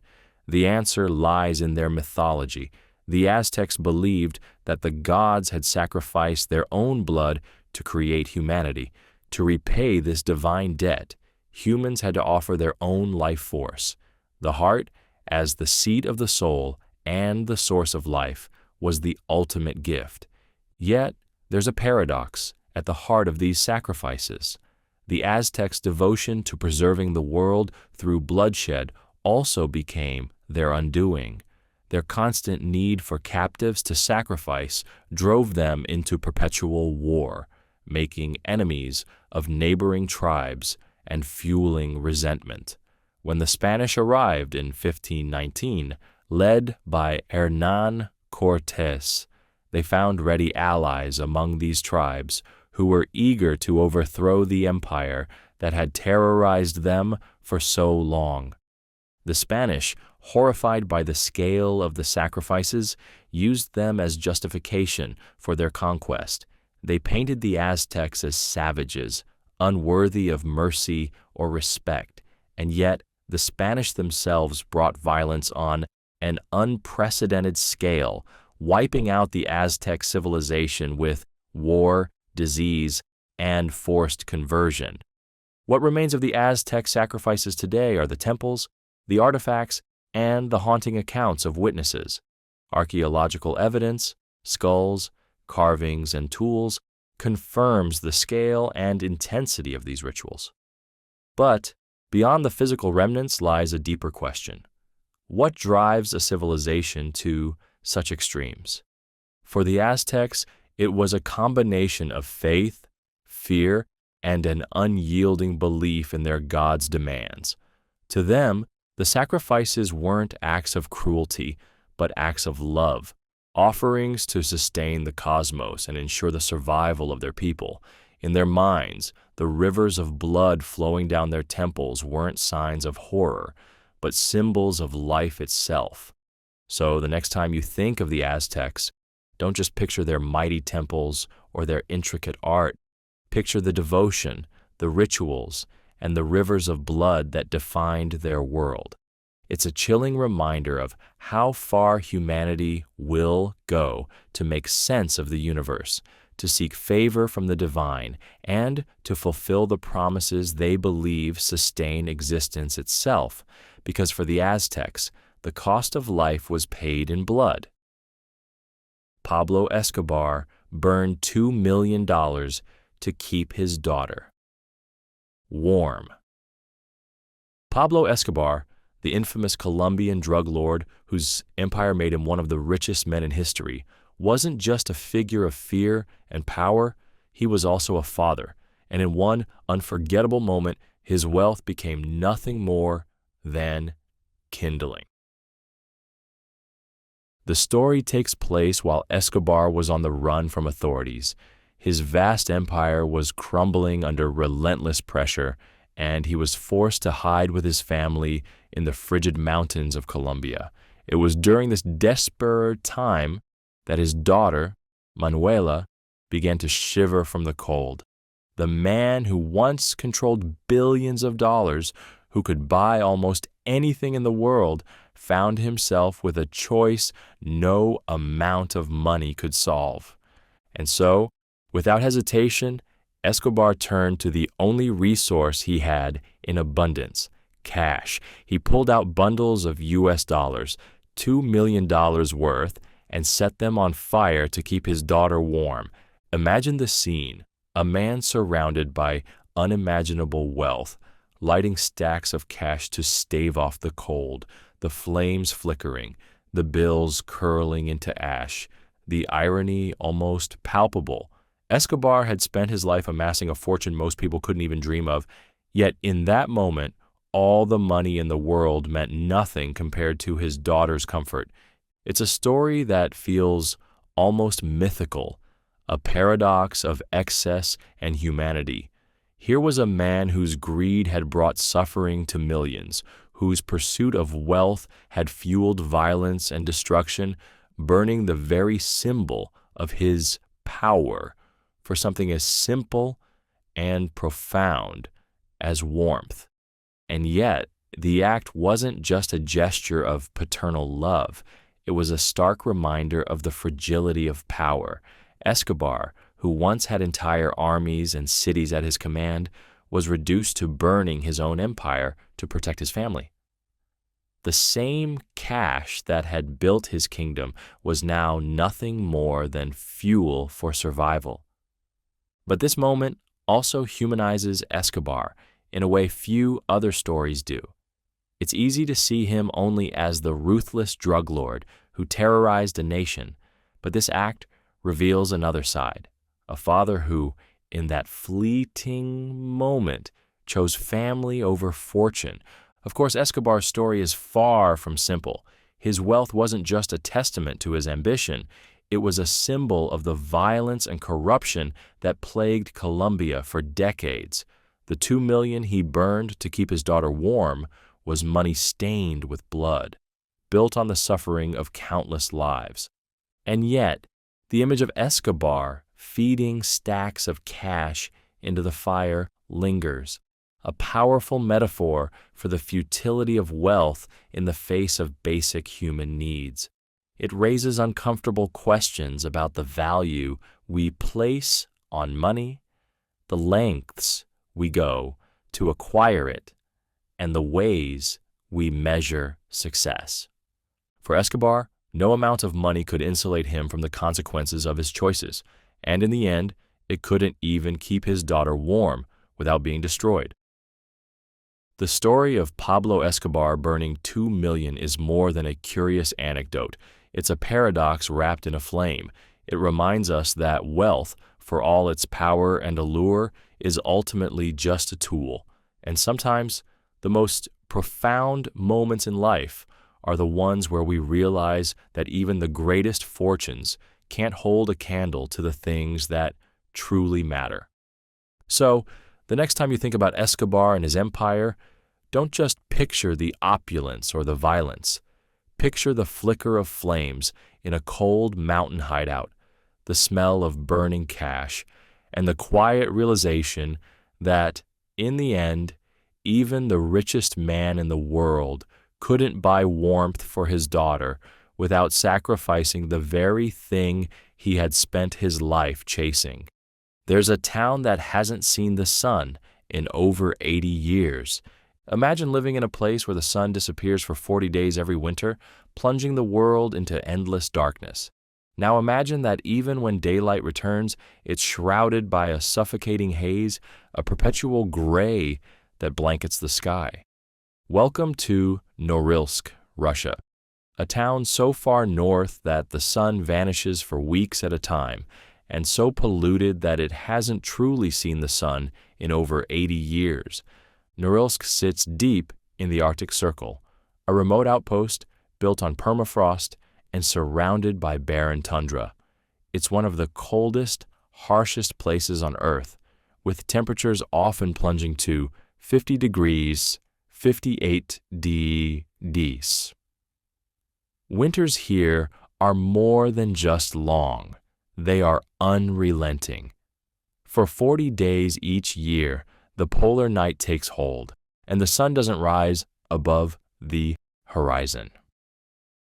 The town is cloaked in darkness, broken only by dim street lights and the faint glow of industrial facilities. But the absence of sunlight isn't just a seasonal phenomenon. Norilsk is also one of the most polluted places on the planet. The town was built in the 1930s as a Soviet industrial hub, a mining powerhouse rich in nickel, palladium, and other valuable metals.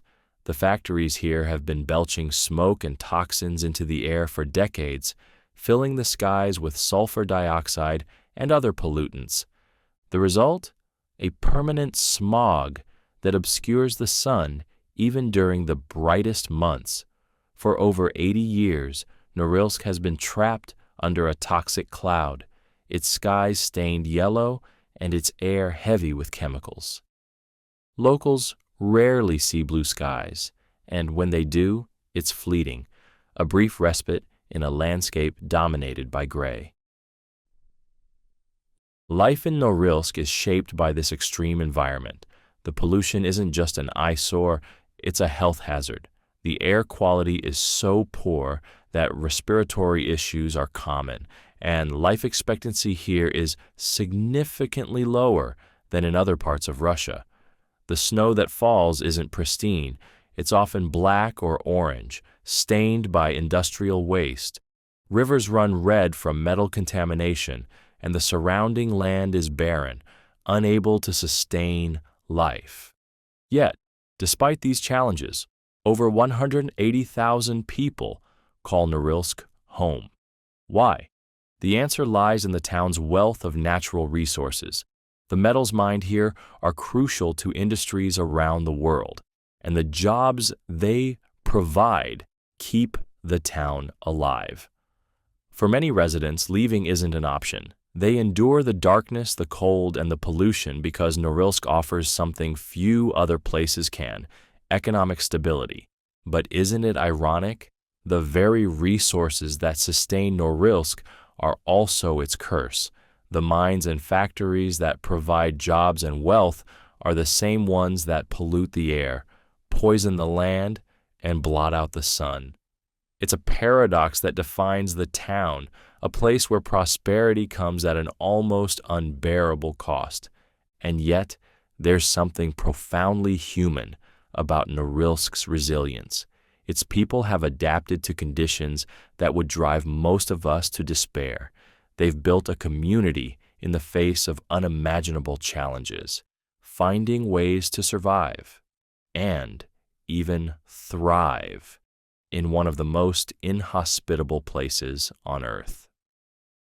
The story of Norilsk is both a cautionary tale and a testament to human perseverance. It's a stark reminder of the consequences of unchecked industrialization, of what happens when we prioritize short-term gain over long-term sustainability. But it's also a story of survival, of people who refuse to give up even when the odds are stacked against them. So the next time you see the sun shining in a clear blue sky, spare a thought for Norilsk. Think of the town where sunlight is a distant memory, where the skies are painted gray, and where life persists against all odds. It's a place that forces us to confront the fragility of our planet and the remarkable resilience of the people who call it home. The Founding Fathers smuggled ice cream into America. When you think of the Founding Fathers, you picture powdered wigs, grand speeches, and ink-stained quills crafting the future of a nation. But what if I told you they were also ice cream fanatics, so much so that Thomas Jefferson smuggled recipes across the Atlantic to bring the sweet, creamy delight to America? Yes, the men who drafted the Declaration of Independence were also trailblazers of dessert. Thomas Jefferson, always the Renaissance man, fell in love with ice cream during his time in France as the U.S. minister in the late 1780s. There, he indulged in the luxurious treat that was a rarity in his home country. Jefferson, never one to resist innovation or good food, decided to bring the recipe back to America. But there was a catch. The French guarded their culinary secrets closely, and ice cream was considered a luxury exclusive to the elite. So, Jefferson smuggled it, though not in the cloak and dagger way you might imagine. He meticulously wrote down a recipe for vanilla ice cream in his own hand, ensuring that this European delicacy could cross the Atlantic without detection. Today, that handwritten recipe is preserved in the Library of Congress, a testament to his culinary curiosity. Jefferson didn't stop there. Back at Monticello, his Virginia estate, he had ice houses built to store blocks of ice harvested in winter, allowing him to serve ice cream year-round, a rarity in an era before refrigeration. He hosted elaborate dinners where guests were treated to this exotic dessert, cementing his reputation as a man ahead of his time, even in the kitchen. But Jefferson wasn't alone in his ice cream obsession. George Washington, the first president, was equally enamored. He reportedly spent $200, a staggering sum at the time, on ice cream during the summer of 1790. His estate at Mount Vernon had its own ice cream making equipment, and he often served the treat at state dinners, helping to elevate its status from a European luxury to an American sensation. For these founding fathers, ice cream wasn't just a guilty pleasure. It was a symbol of refinement, sophistication, and progress. In an age when desserts were simple and refrigeration was non-existent, serving ice cream demonstrated ingenuity and resourcefulness. It was, quite literally, the coolest thing you could do. But there's a paradox here. These were men who fought for liberty and self-sufficiency, yet they indulged in a delicacy that depended on imported sugar, dairy, and labor-intensive processes. Ice cream wasn't just a treat. It was a statement of privilege, a luxury born of resources and power. And yet, their passion for it left a lasting legacy. By the early 19th century, ice cream had become a beloved dessert across the United States, no longer confined to the tables of the wealthy. Thanks to the likes of Jefferson and Washington, who popularized it through their influence, ice cream eventually became an American staple, accessible to people of all classes. So, the next time you enjoy a scoop of vanilla or indulge in a sundae, remember that you're part of a tradition that dates back to the very birth of America. Think of Jefferson scribbling down recipes in France, of Washington splurging on ice cream during a humid summer, and of a young nation embracing a treat that was equal parts luxury and ingenuity. Because sometimes history isn't just about grand battles and monumental speeches. Sometimes it's about the simple joy of a cold dessert on a hot day and the men who smuggled it into the fabric of a nation. The first recorded human name is over 5,000 years old. Imagine a world so ancient that the wheel was still a groundbreaking invention. Cities were just beginning to rise, and the written word was in its infancy. In this primordial chapter of human history, one name emerges from the mists of time: Kushim. Found etched into a Sumerian clay tablet dating back to 3100 BC, Kushim is the first recorded human name in history. Think about that for a moment. Long before Cleopatra, Alexander the Great, or even the pyramids, there was Kushim, a name that echoes across millennia, linking us to the very dawn of civilization. But who was Kushim? Was he a king? A warrior? A poet? Not quite. The tablet that bears his name wasn't a proclamation of conquest or a tribute to his greatness. It was a simple economic record. Kushim, it seems, was a scribe or an administrator, keeping track of barley transactions. His name appears alongside numbers and symbols, documenting the trade of goods in what was likely one of the world's first cities. It's humbling, isn't it? The first name in human history wasn't a figure of a legend or myth, but someone doing what we might call paperwork. Kushim wasn't striving for immortality. He was just doing his job, ensuring that barley counts balanced and debts were recorded. Yet, by scribbling his name onto a tablet, he unknowingly secured a place in the annals of history. This small detail offers a profound glimpse into the nature of early civilization. The invention of writing wasn't initially about art or storytelling. It was about organization, accountability, and trade. Writing began as a tool for keeping track of resources, and Kushim's name is a testament to that practicality. But the paradox of Kushim is this: while his name is immortal, his identity remains a mystery. Was Kushim even a man, or could the name have referred to a title like accountant or manager? We don't know. What we do know is that Kushim represents something far greater than himself. He is a symbol of humanity's leap into recorded history, a figure standing at the crossroads of oral tradition and written legacy. This single name, etched into clay over 5,000 years ago, connects us to the Sumerians, the first known civilization to develop writing. They lived in Mesopotamia, in what is now modern-day Iraq, and they pioneered innovations that still shape our world today, from agriculture to mathematics to law. And in their bustling cities, amidst the trade of barley and the construction of ziggurats, someone named Kushim lived and worked, unknowingly leaving his mark on eternity. What's striking about Kushim's story is how ordinary it is. The first name in history doesn't belong to a god or a hero, but to a person doing everyday work. And isn't that fitting? For all the monuments and myths we've built over the centuries, the foundation of human progress has always been the efforts of ordinary people: scribes, farmers, traders, and artisans.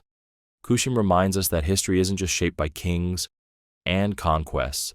It's written by the countless unnamed hands that built civilizations.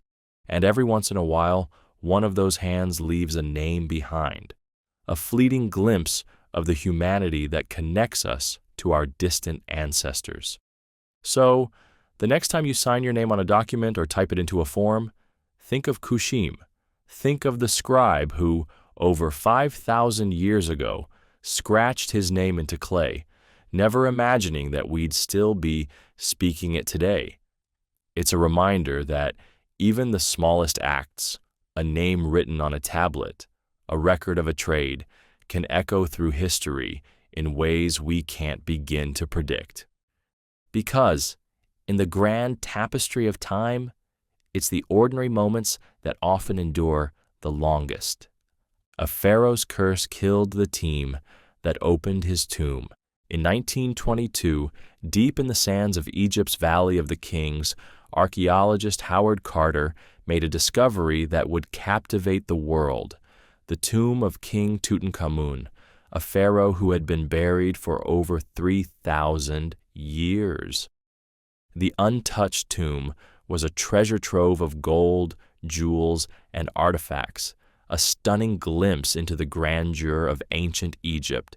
But as soon as the tomb was opened, whispers of a deadly curse began to spread, a curse that would supposedly strike down anyone who dared disturb the boy king's eternal rest. At first, the idea of a curse seemed like nothing more than sensationalism, but then the deaths began. Lord Carnarvon, the wealthy financier of the expedition, was the first to fall. Just a few months after the tomb was opened, he died of blood poisoning following a mosquito bite that became infected. The press seized on the story, calling it the Pharaoh's Curse. And the deaths didn't stop there. Arthur Mace, a member of the excavation team, succumbed to mysterious health issues.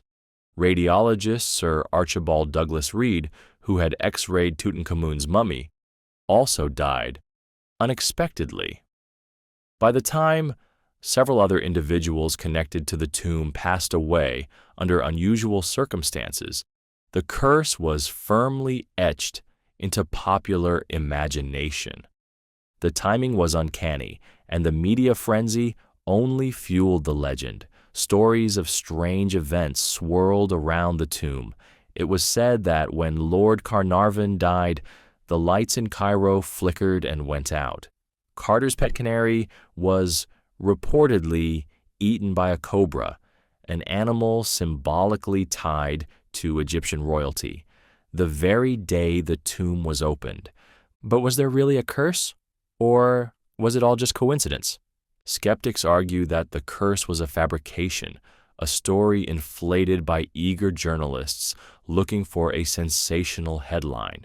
After all, Howard Carter himself, the man who spent the most time in the tomb, lived for another 16 years and died of natural causes. Many of the supposed victims of the curse were elderly or already in poor health. Scientists have offered another explanation. The tomb may have contained dangerous substances. Sealed for millennia, the tomb could have harbored mold, bacteria, or toxins that caused respiratory illnesses or infections in those who entered. To modern researchers, the curse might simply have been ancient pathogens at work. Yet, even with rational explanations, the allure of the curse remains. There's something undeniably compelling about the idea of a pharaoh's wrath reaching out from beyond the grave to punish those who disturbed his rest. It taps into a universal fear that some boundaries are not meant to be crossed, some secrets not meant to be uncovered. And isn't that part of what makes Tutankhamun's story so timeless? His tomb was not just a burial site. It was a portal to a vanished world, a glimpse into a civilization obsessed with immortality and the afterlife. The Egyptians believed that death was not an end, but a transition, and their elaborate tombs and mummification rituals were meant to ensure eternal life. The curse, whether real or imagined, only adds to the mystique of Tutankhamun. His short reign and untimely death left him a relatively minor figure in Egyptian history, but his tomb's discovery turned him into a legend. The boy king, buried in splendor and protected by his curse, became a symbol of the enigmatic power of ancient Egypt. So, the next time you hear about the pharaoh's curse, remember it's more than just a spooky tale. It's a story about human curiosity, the risks we take in the pursuit of knowledge, and the myths we create to make sense of the unknown. It's a reminder that some mysteries, no matter how ancient, still have the power to haunt us, even in the modern age.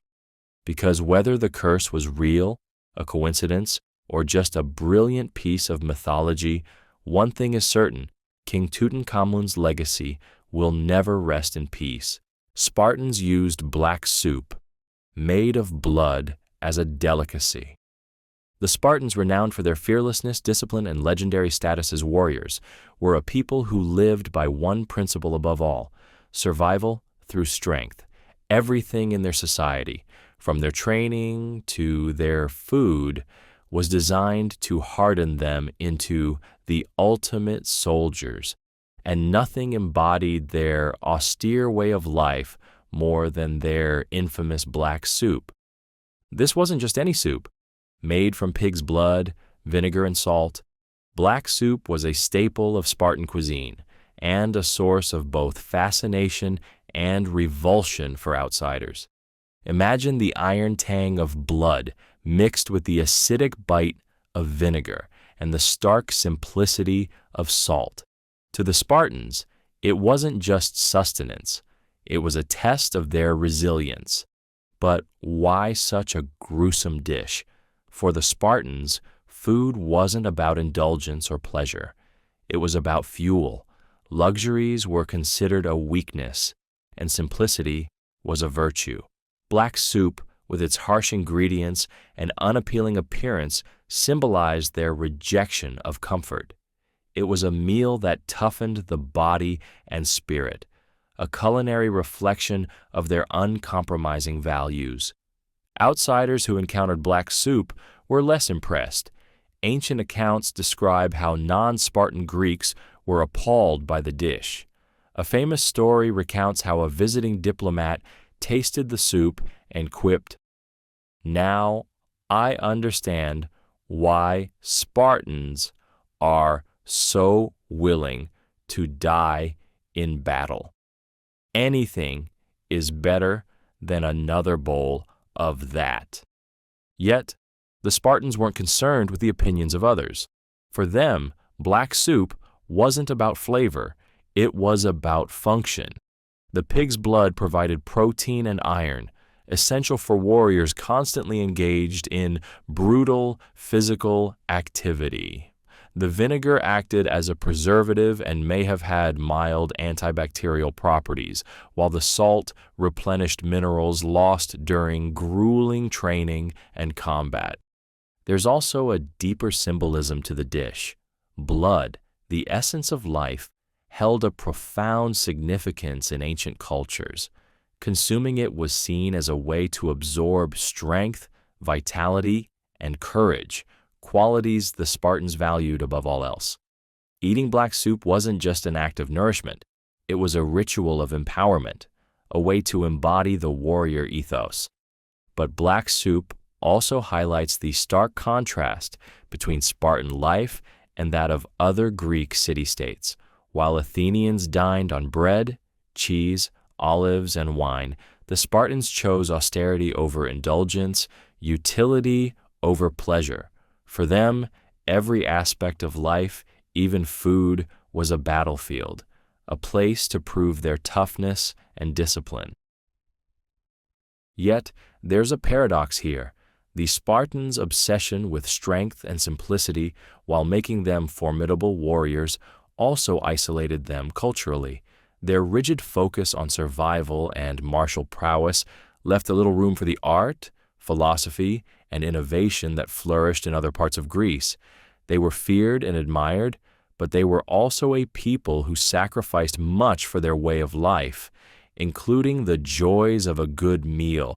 And isn't that the essence of Spartan culture? It was built on sacrifice, on the idea that comfort and ease were enemies of greatness.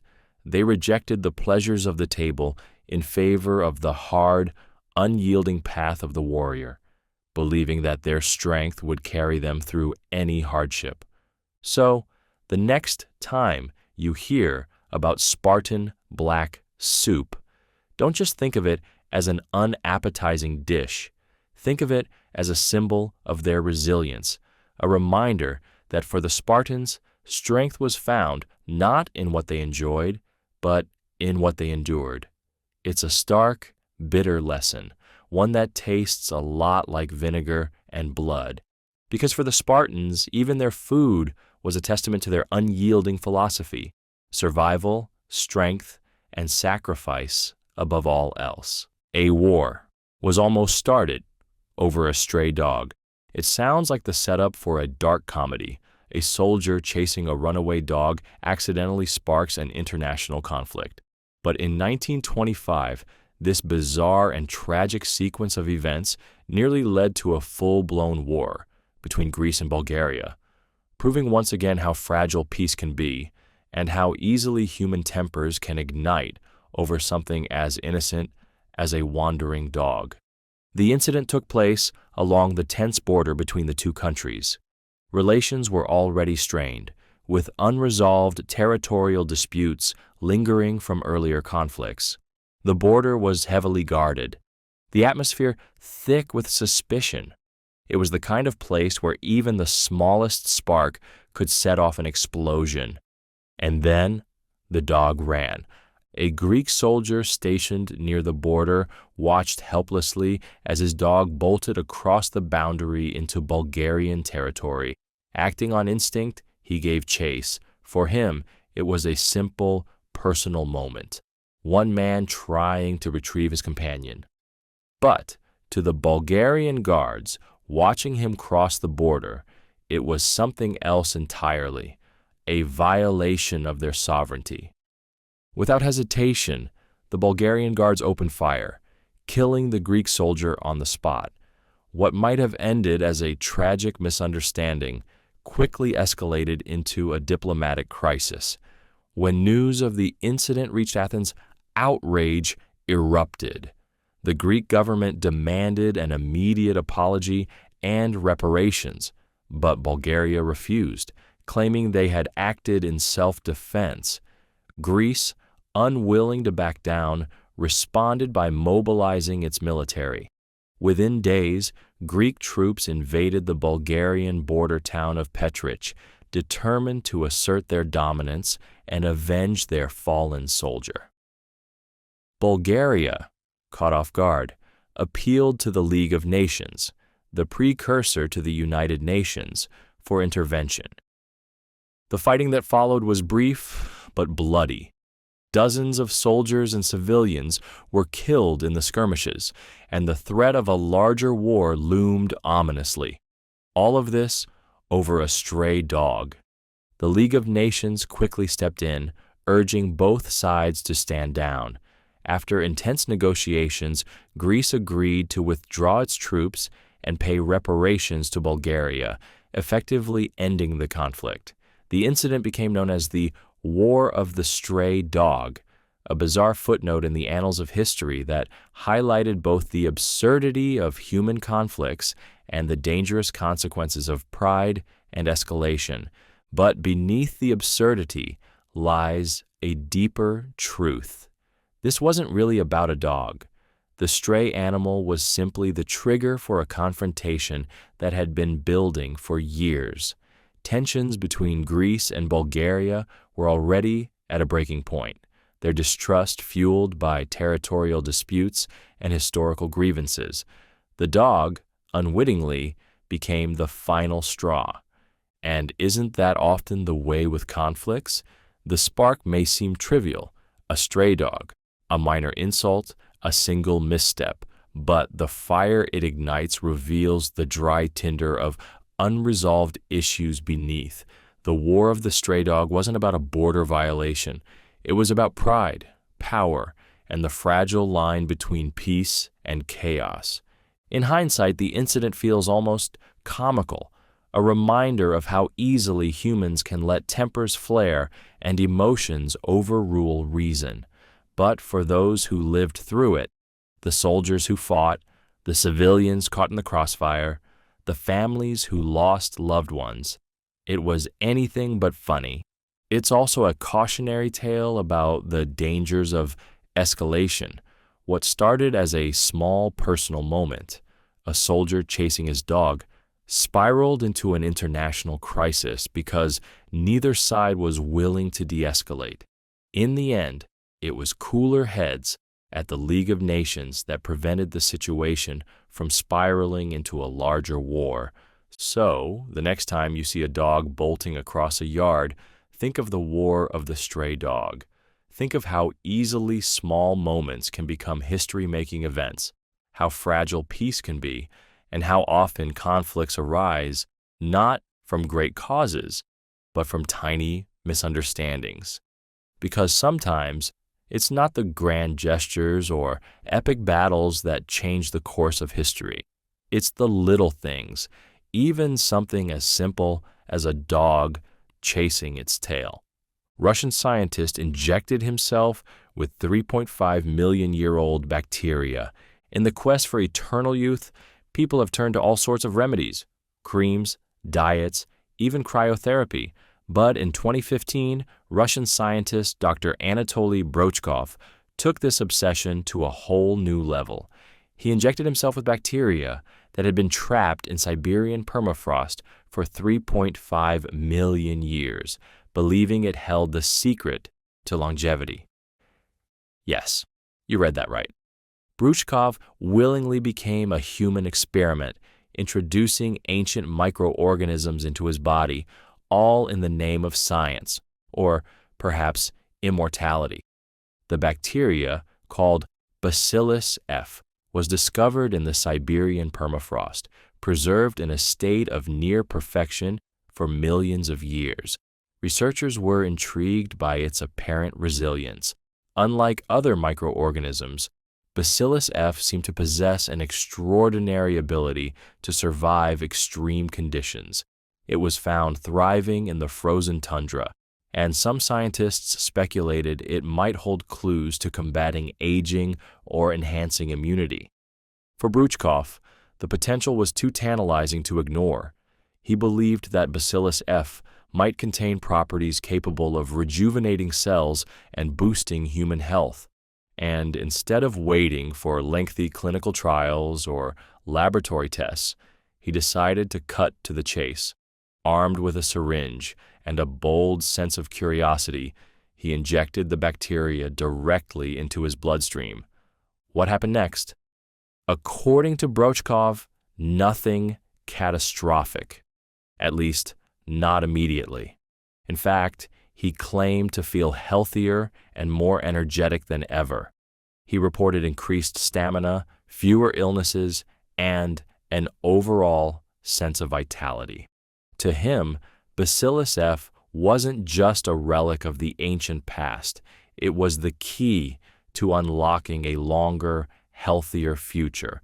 But while Brochkov's self-experimentation made headlines, it also raised eyebrows.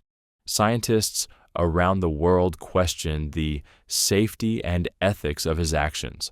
What if the bacteria harbored unknown pathogens or triggered unforeseen reactions? What if introducing an ancient microorganism into the modern human body caused more harm than good? The experiment also highlighted a paradox at the heart of scientific curiosity. On one hand, progress often requires bold risks and daring ideas.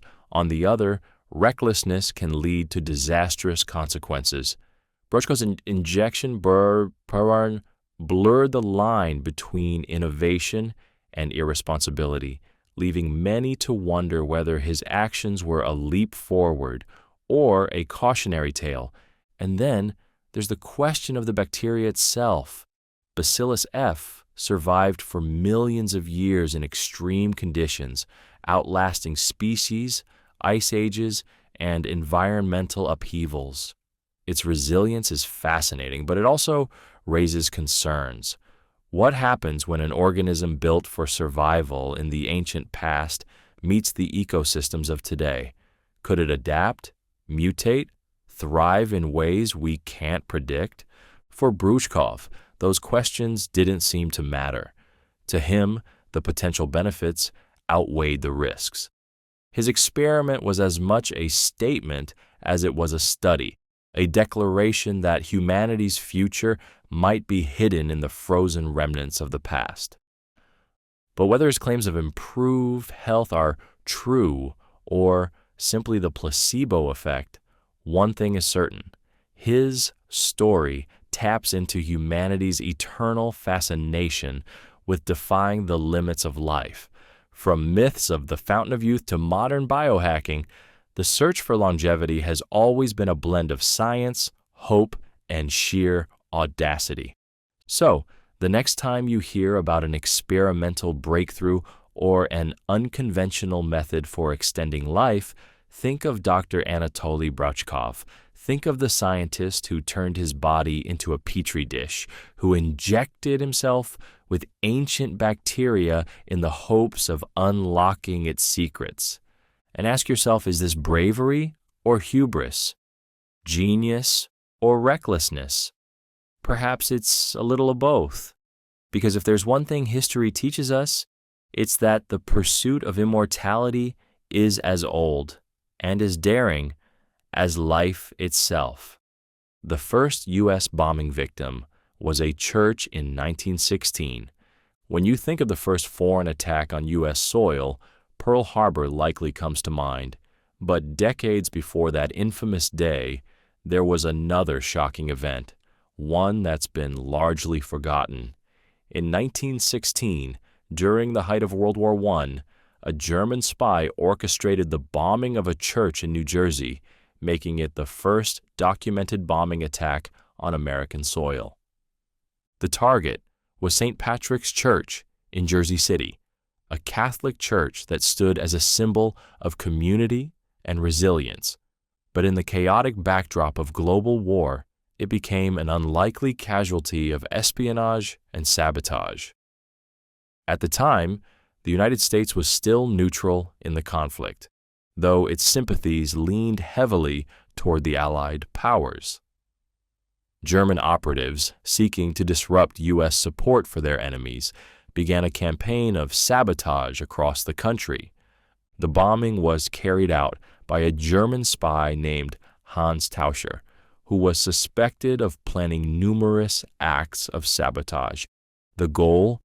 To send a clear message and sow fear among Americans while hindering any material support the U.S. might provide to the Allies. On the night of the attack, an explosion tore through St. Patrick's Church, destroying much of the building and sending shock waves through the community. Though no one was killed, the incident marked a chilling escalation in foreign aggression on American soil. The sheer audacity of targeting a house of worship stunned the nation and brought home the reality that even distant wars could have devastating local consequences. But what made this attack so significant wasn't just the damage to the church, it was what it symbolized. For the first time, Americans faced the realization that they were no longer insulated from global conflict. The illusion of safety across the Atlantic had been shattered, and the bombing served as a prelude to the far greater challenges that lay ahead in the 20th century. And yet, the attack was just one piece of a larger puzzle. Throughout World War I, German agents were responsible for a series of sabotage efforts within the United States, including the infamous Black Tom explosion in 1916, which destroyed munitions bound for the Allies and damaged the Statue of Liberty. These acts of sabotage highlighted the vulnerabilities of a nation still grappling with its role on the global stage. But why target a church?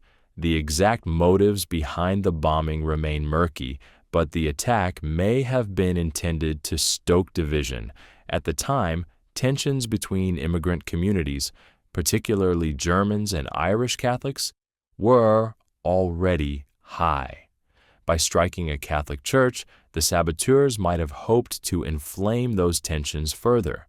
The incident also raises questions about the nature of modern warfare. In a conflict that spanned continents and armies, why were ordinary civilians and community landmarks drawn into the crossfire? The bombing of St. Patrick's Church was an early example of how war had evolved, with civilians becoming not just collateral damage, but deliberate targets in the pursuit of strategic goals. And yet, the resilience of the community in the wake of the bombing tells a different story. St. Patrick's Church was rebuilt, standing as a testament to the strength of the people who refused to let fear define them. So, the next time you think about attacks on American soil, remember St. Patrick's Church. Remember the night in 1916 when a foreign war made its way to New Jersey, not with armies or battleships, but with a single, devastating act of sabotage. It's a story of vulnerability, resilience, and a nation waking up to the harsh realities of a changing world. And it's a reminder that even in moments of destruction, the strength of a community can endure, rising from the ashes one brick at a time. People used to believe tomatoes were poisonous. Today, tomatoes are the heart of countless beloved dishes, from pasta sauces to fresh salads. But for centuries, this humble fruit, yes, it's a fruit, was considered deadly in Europe. Known as poison apples, tomatoes were avoided, feared, and shunned as dangerous to eat. The story begins in the 16th century, when tomatoes were first introduced to Europe from the Americas. They were vibrant, strange, and enticing, but they quickly earned a sinister reputation. The wealthy, who dined on pewter plates, were among the first to try the exotic fruit, and many of them became gravely ill after eating it. At the time, no one suspected the plates themselves were to blame.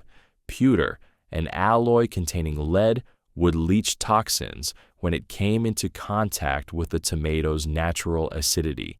The resulting lead poisoning caused symptoms like stomach pain, vomiting, and sometimes death.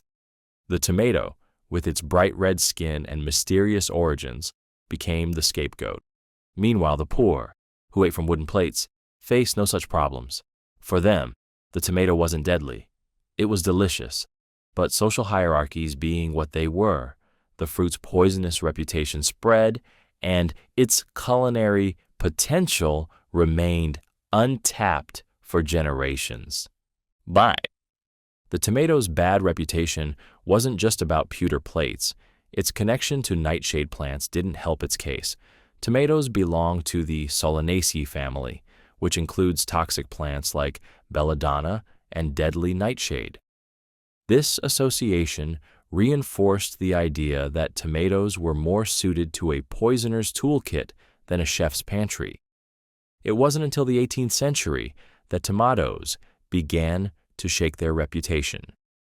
Farmers in southern Europe, particularly Italy and Spain, started growing and eating them more widely.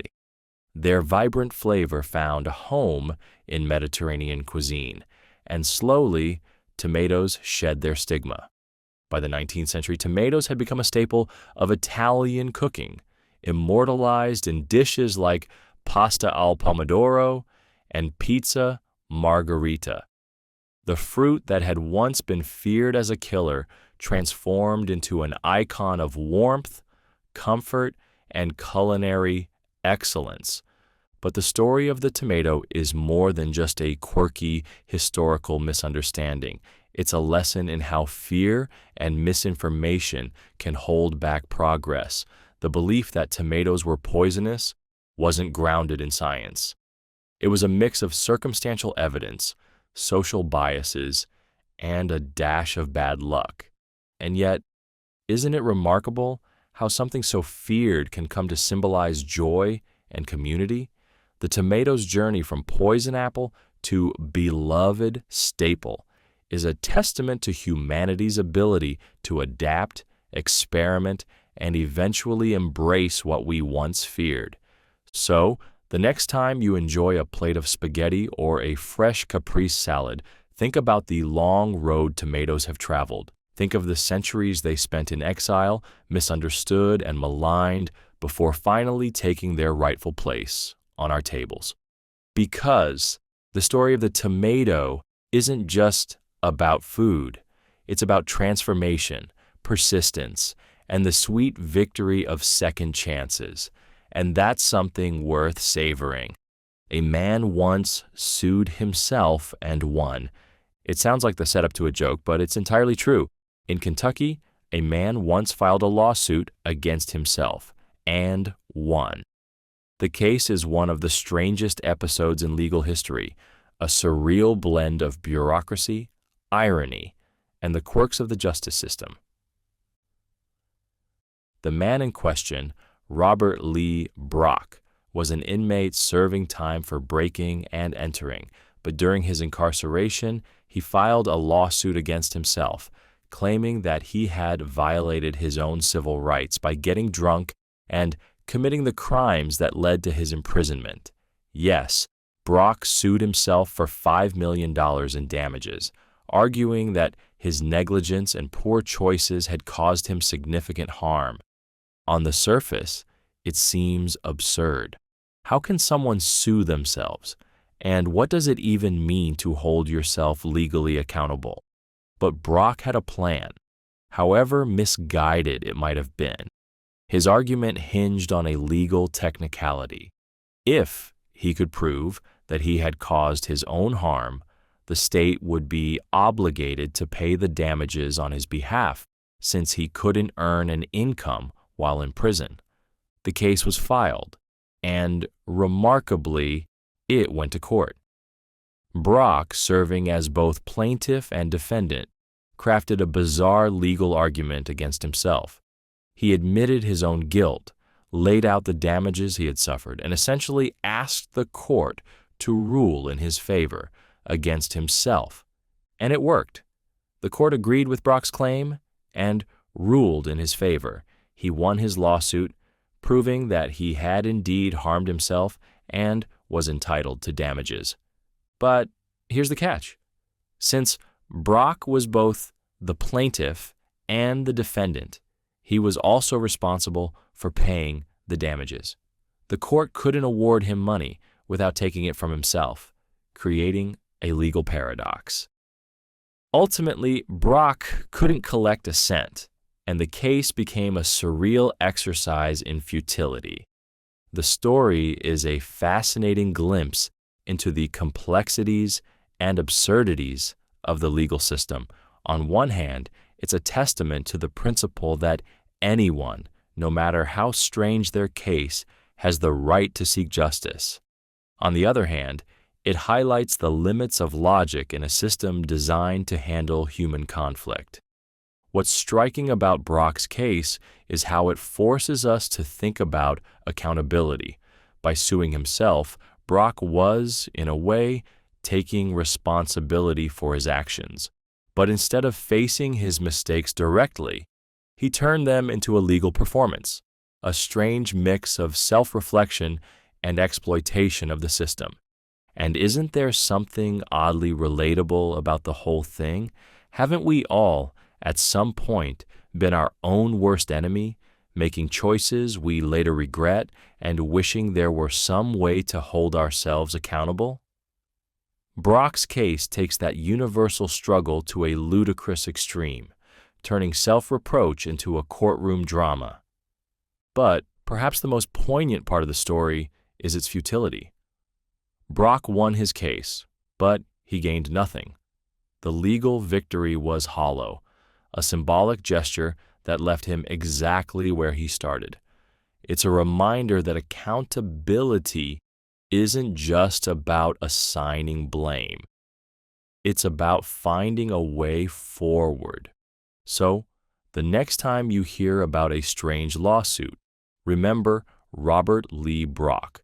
Remember the man who turned his own mistakes into a legal paradox, who sued himself and won, only to discover that victory doesn't always mean progress.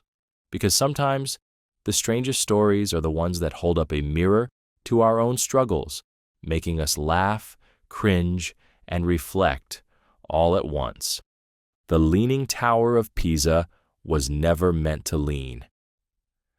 The Leaning Tower of Pisa is one of the most iconic structures in the world, instantly recognizable for its charming tilt. But here's the twist. It was never supposed to lean in the first place. Its famous slant is the result of an architectural blunder that began long before the tower was even completed. And yet, this flaw has made it more celebrated than if it had stood perfectly straight.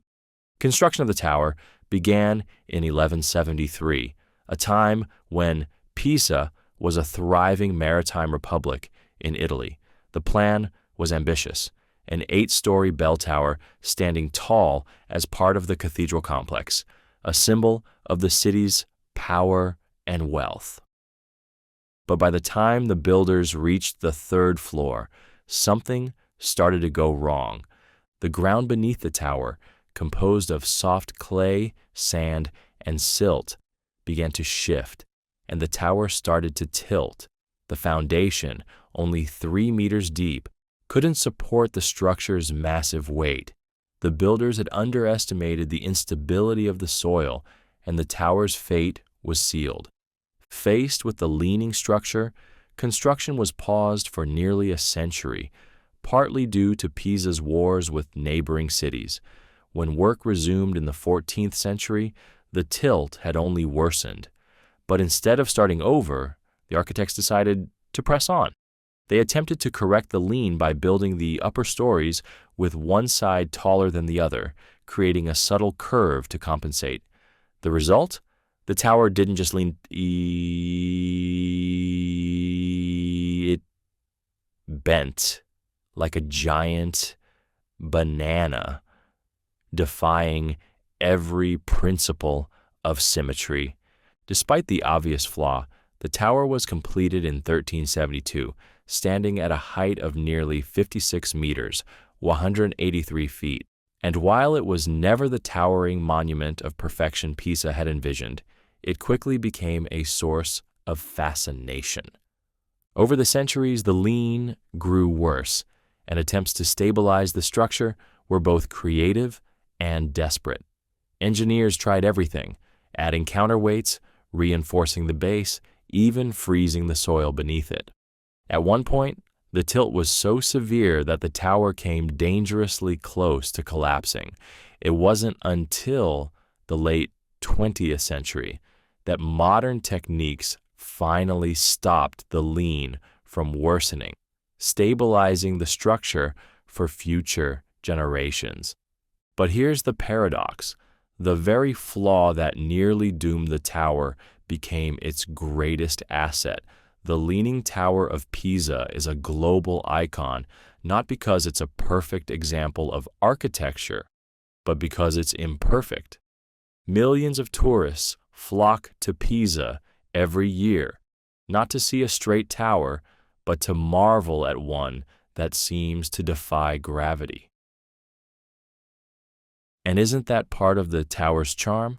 It's a reminder that mistakes, even monumental ones, can lead to something extraordinary.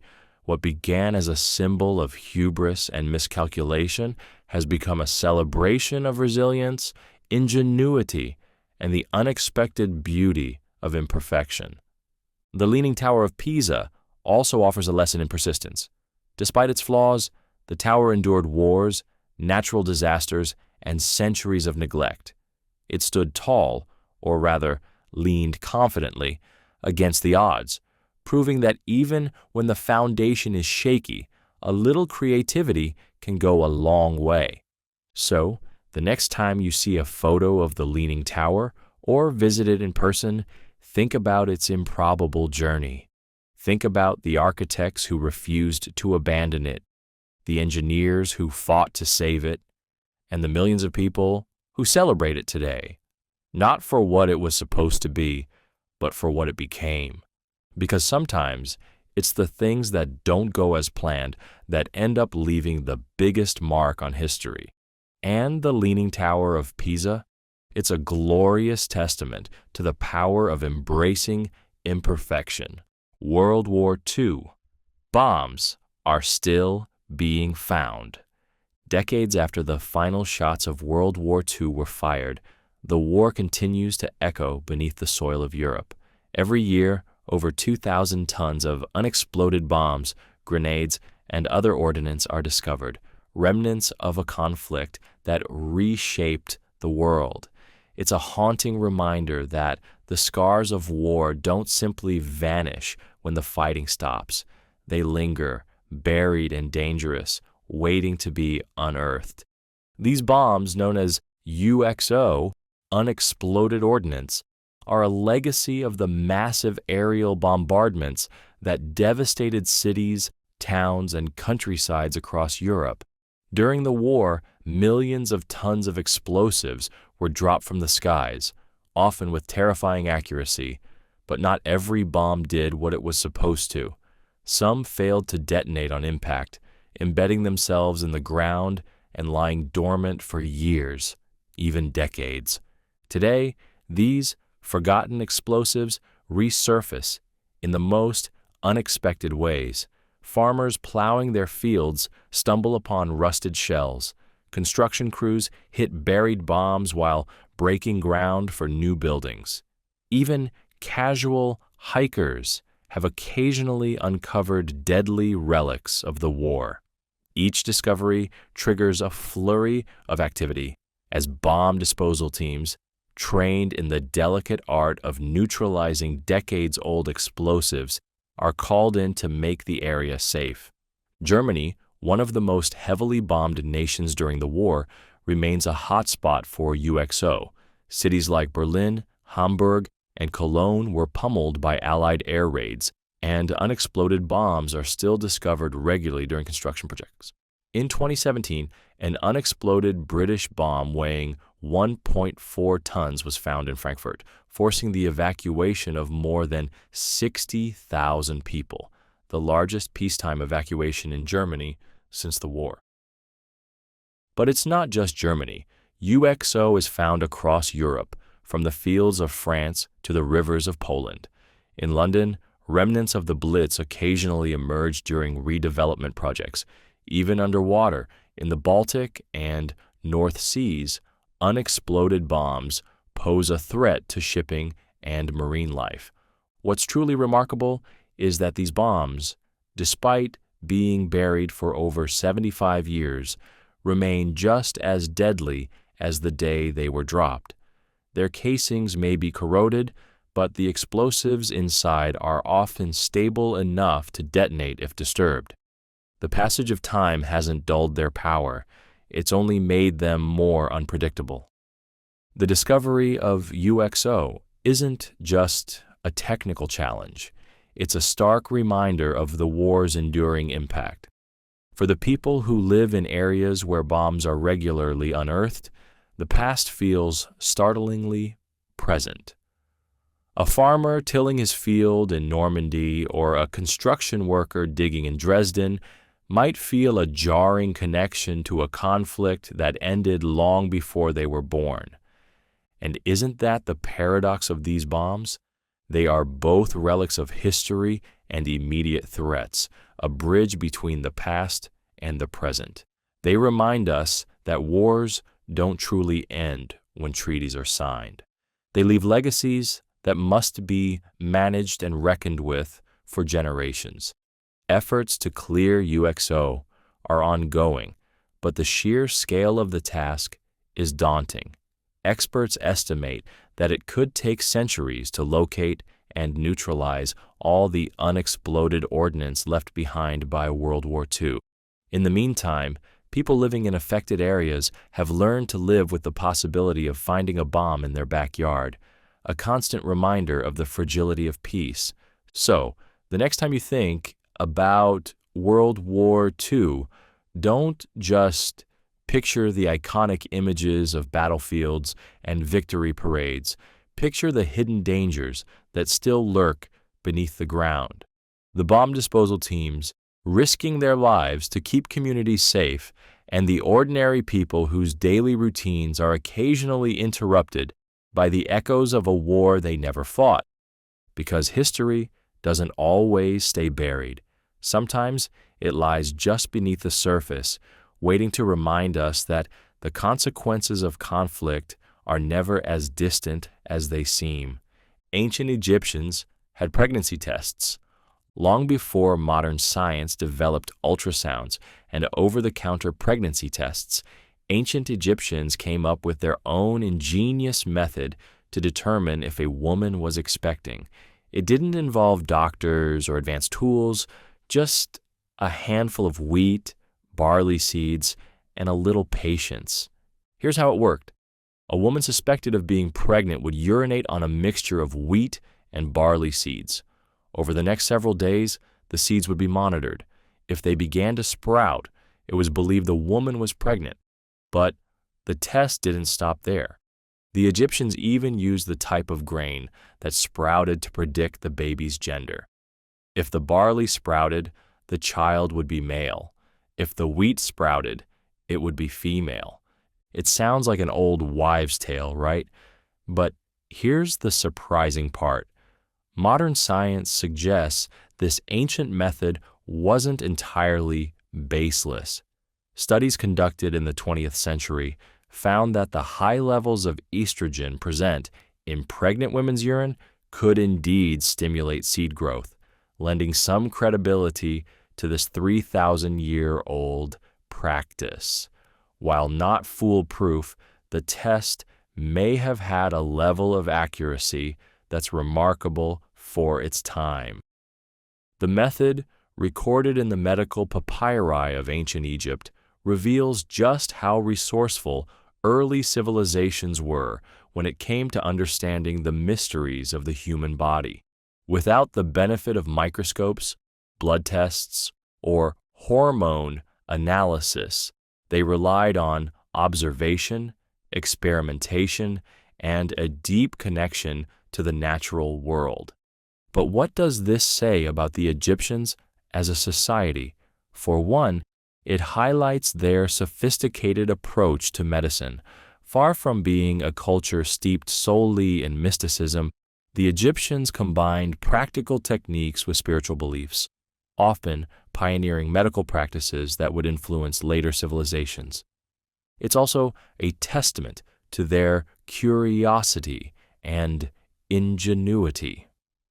Pregnancy, one of the most transformative experiences in human life, was cloaked in mystery for much of history. The Egyptians' desire to predict and prepare for this event shows their keen interest in health, family, and the future. Yet, there's something deeply human about this practice. Imagine the women of ancient Egypt, anxiously watching over the seeds, hoping for an answer.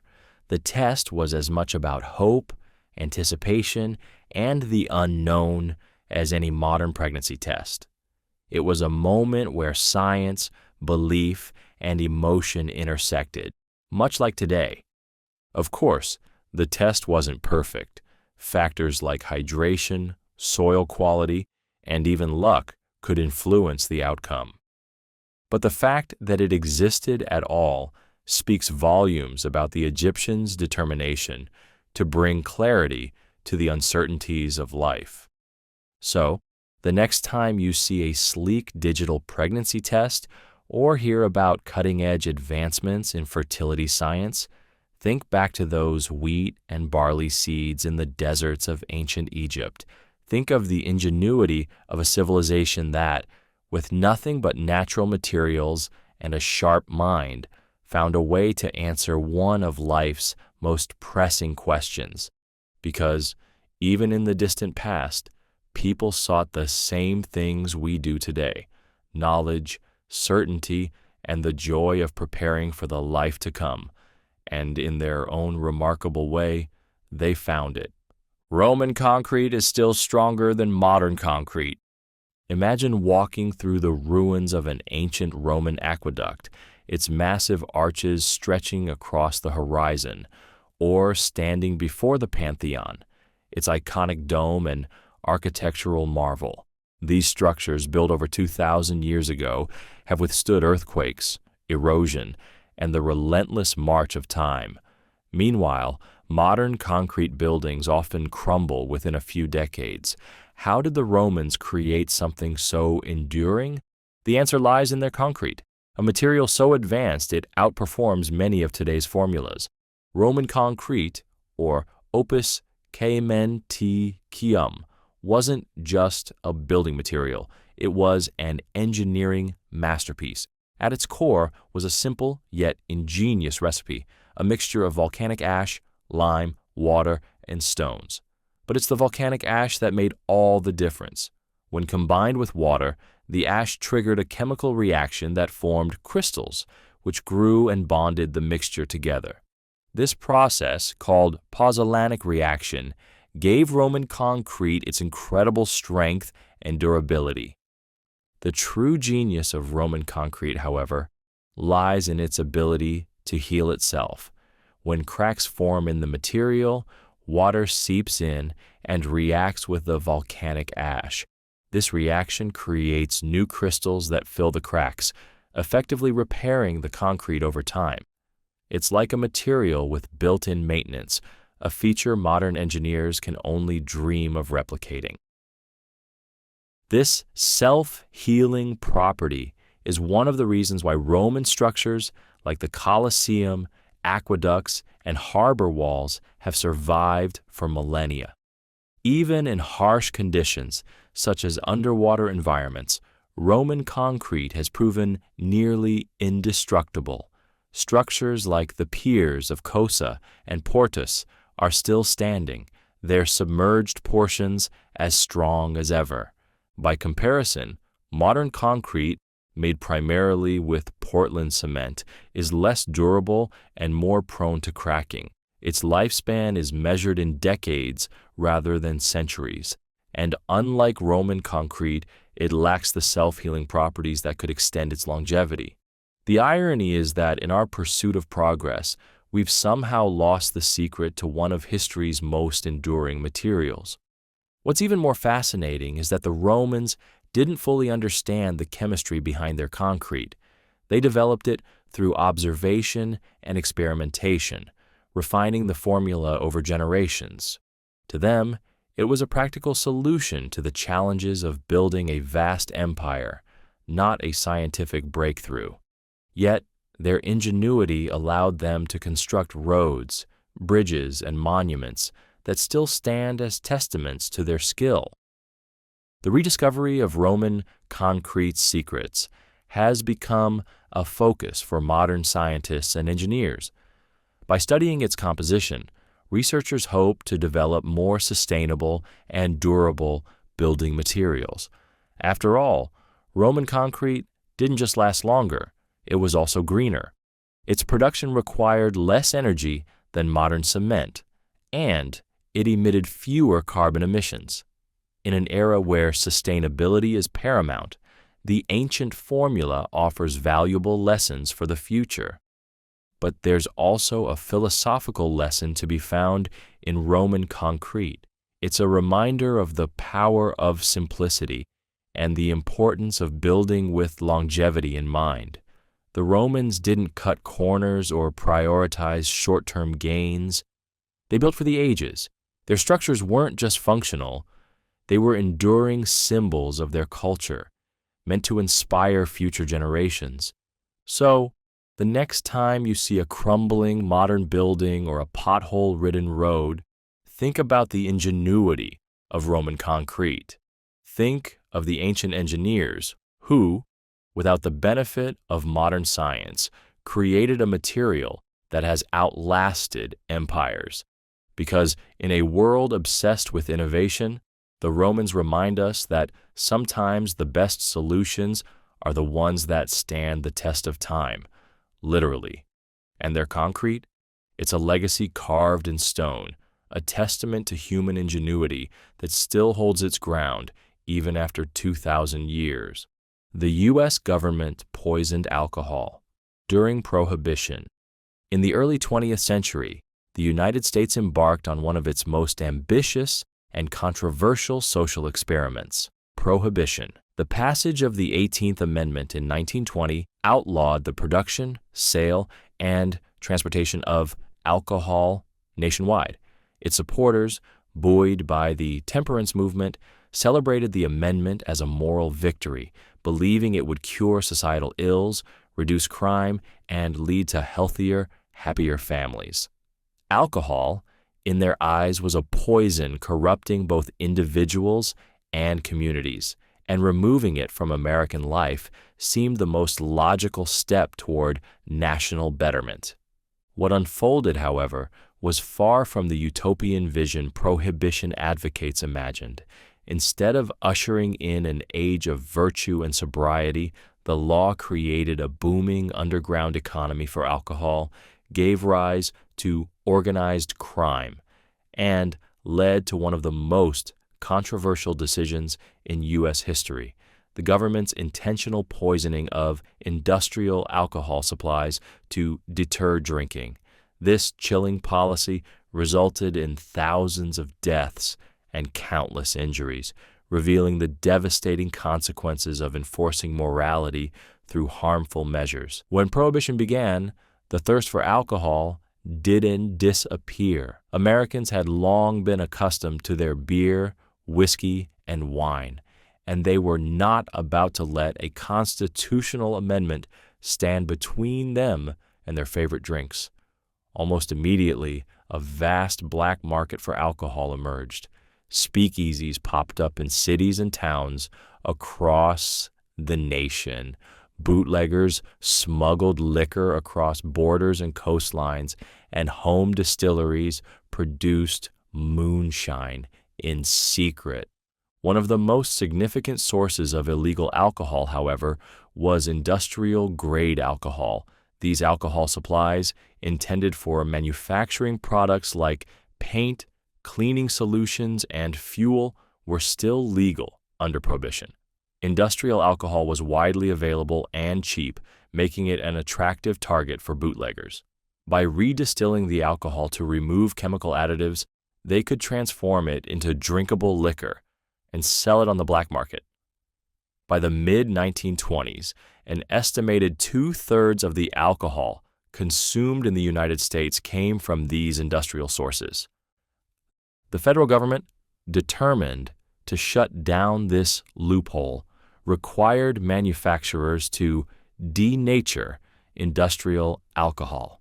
This process involved adding chemicals to make the alcohol undrinkable, rendering it foul-tasting and harmful if consumed.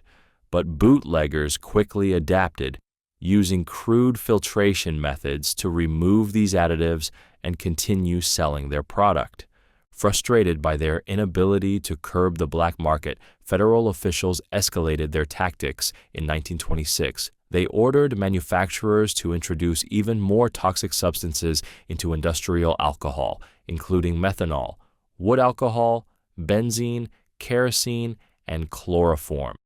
The goal was simple: make the alcohol so dangerous that anyone who drank it would become severely ill or die. Officials believed that the threat of poisoning would deter people from consuming industrial alcohol and ultimately reduce illegal drinking. What followed was nothing short of a public health catastrophe. Desperate for alcohol, people continued to drink industrial supplies, often unaware of the heightened risks. Methanol, one of the most common additives, was particularly deadly. Even small amounts could cause blindness, organ failure, or death.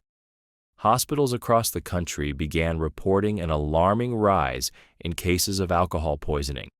Patients arrived with symptoms like severe abdominal pain, vomiting, convulsions, and paralysis. Many died within hours, while others suffered permanent injuries, including blindness and neurological damage. In New York City alone, more than 400 people died from poisoned alcohol in 1926.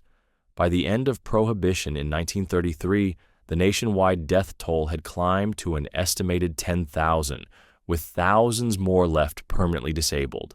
The policy that was supposed to enforce Prohibition's moral vision had instead turned into a deadly public health disaster. The government's response to the growing death toll was both callous and unapologetic. Seymour Loman, Assistant Secretary of the Treasury and one of the architects of the poisoned alcohol policy, dismissed the deaths as the fault of the victims. The person who drinks this industrial alcohol is committing suicide voluntarily, he said, arguing that those who defied the law deserved the consequences.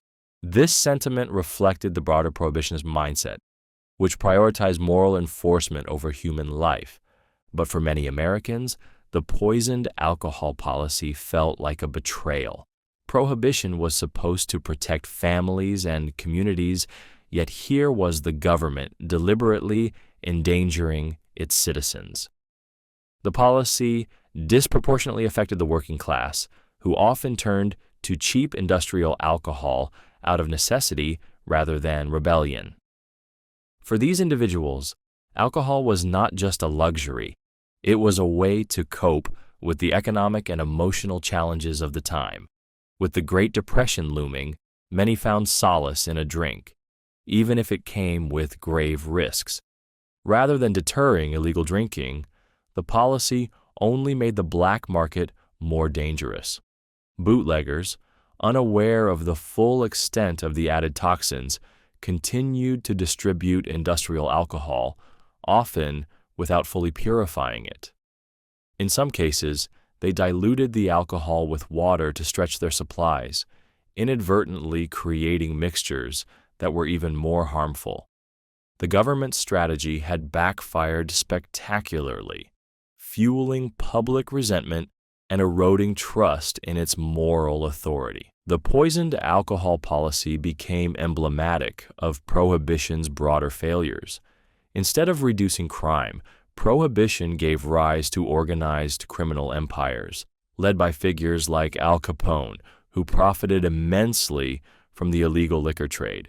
Violence escalated as gangs fought for control over distribution networks, turning cities into battlegrounds. Corruption spread as law enforcement officers and politicians accepted bribes to look the other way. Prohibition, intended to uplift society, had instead unleashed chaos. By the early 1930s, the tide of public opinion had turned decisively against Prohibition. The human cost, combined with the widespread crime and corruption it fueled, made the law increasingly untenable. Calls for repeal grew louder, and politicians began to recognize that the noble experiment had failed. In 1933, the 21st Amendment was ratified, ending Prohibition and restoring the legal sale of alcohol. Yet the legacy of poisoned alcohol remained a dark stain on the era. The thousands of lives lost to this policy were not just statistics. They were people, many of them ordinary citizens, simply trying to navigate the challenges of life in a rapidly changing world. Their deaths were the result of a government decision that prioritized ideological enforcement over compassion and common sense. The story of poisoned alcohol serves as a sobering reminder of the dangers of moral absolutism. It highlights the unintended consequences of attempting to legislate behavior without considering the complexities of human nature. Prohibition failed not because Americans were incapable of abstinence, but because it ignored the deep cultural and social role that alcohol played in their lives. The poisoned alcohol policy also forces us to confront uncomfortable questions about the role of government. How far should a government go to enforce its laws? At what point does the pursuit of morality become a violation of public trust? The deaths caused by poisoned alcohol were not inevitable. They were the direct result of choices made by those in power. Today, this chapter of history feels both distant and disturbingly relevant. It serves as a cautionary tale about the dangers of using harm as a tool of enforcement and the ethical dilemmas that arise when policies prioritize ideology over human lives. The poisoned alcohol policy may not be the most well-remembered aspect of prohibition, but it is one of its most chilling legacies, a stark example of how laws intended to protect can sometimes cause the greatest harm. Prohibition was an experiment born out of good intentions, but it was also a lesson in the limits of government power and the resilience of human behavior. The poisoned alcohol policy, in particular, stands as a reminder of what happens when ideals are pursued at any cost, regardless of the consequences. The lives lost to poisoned alcohol were not just victims of their choices. They were victims of a system that failed to recognize their humanity. As history shows, the pursuit of noble goals can sometimes lead to devastating results. And in the case of prohibition, the true poison was not in the alcohol itself, but in the policies designed to control it.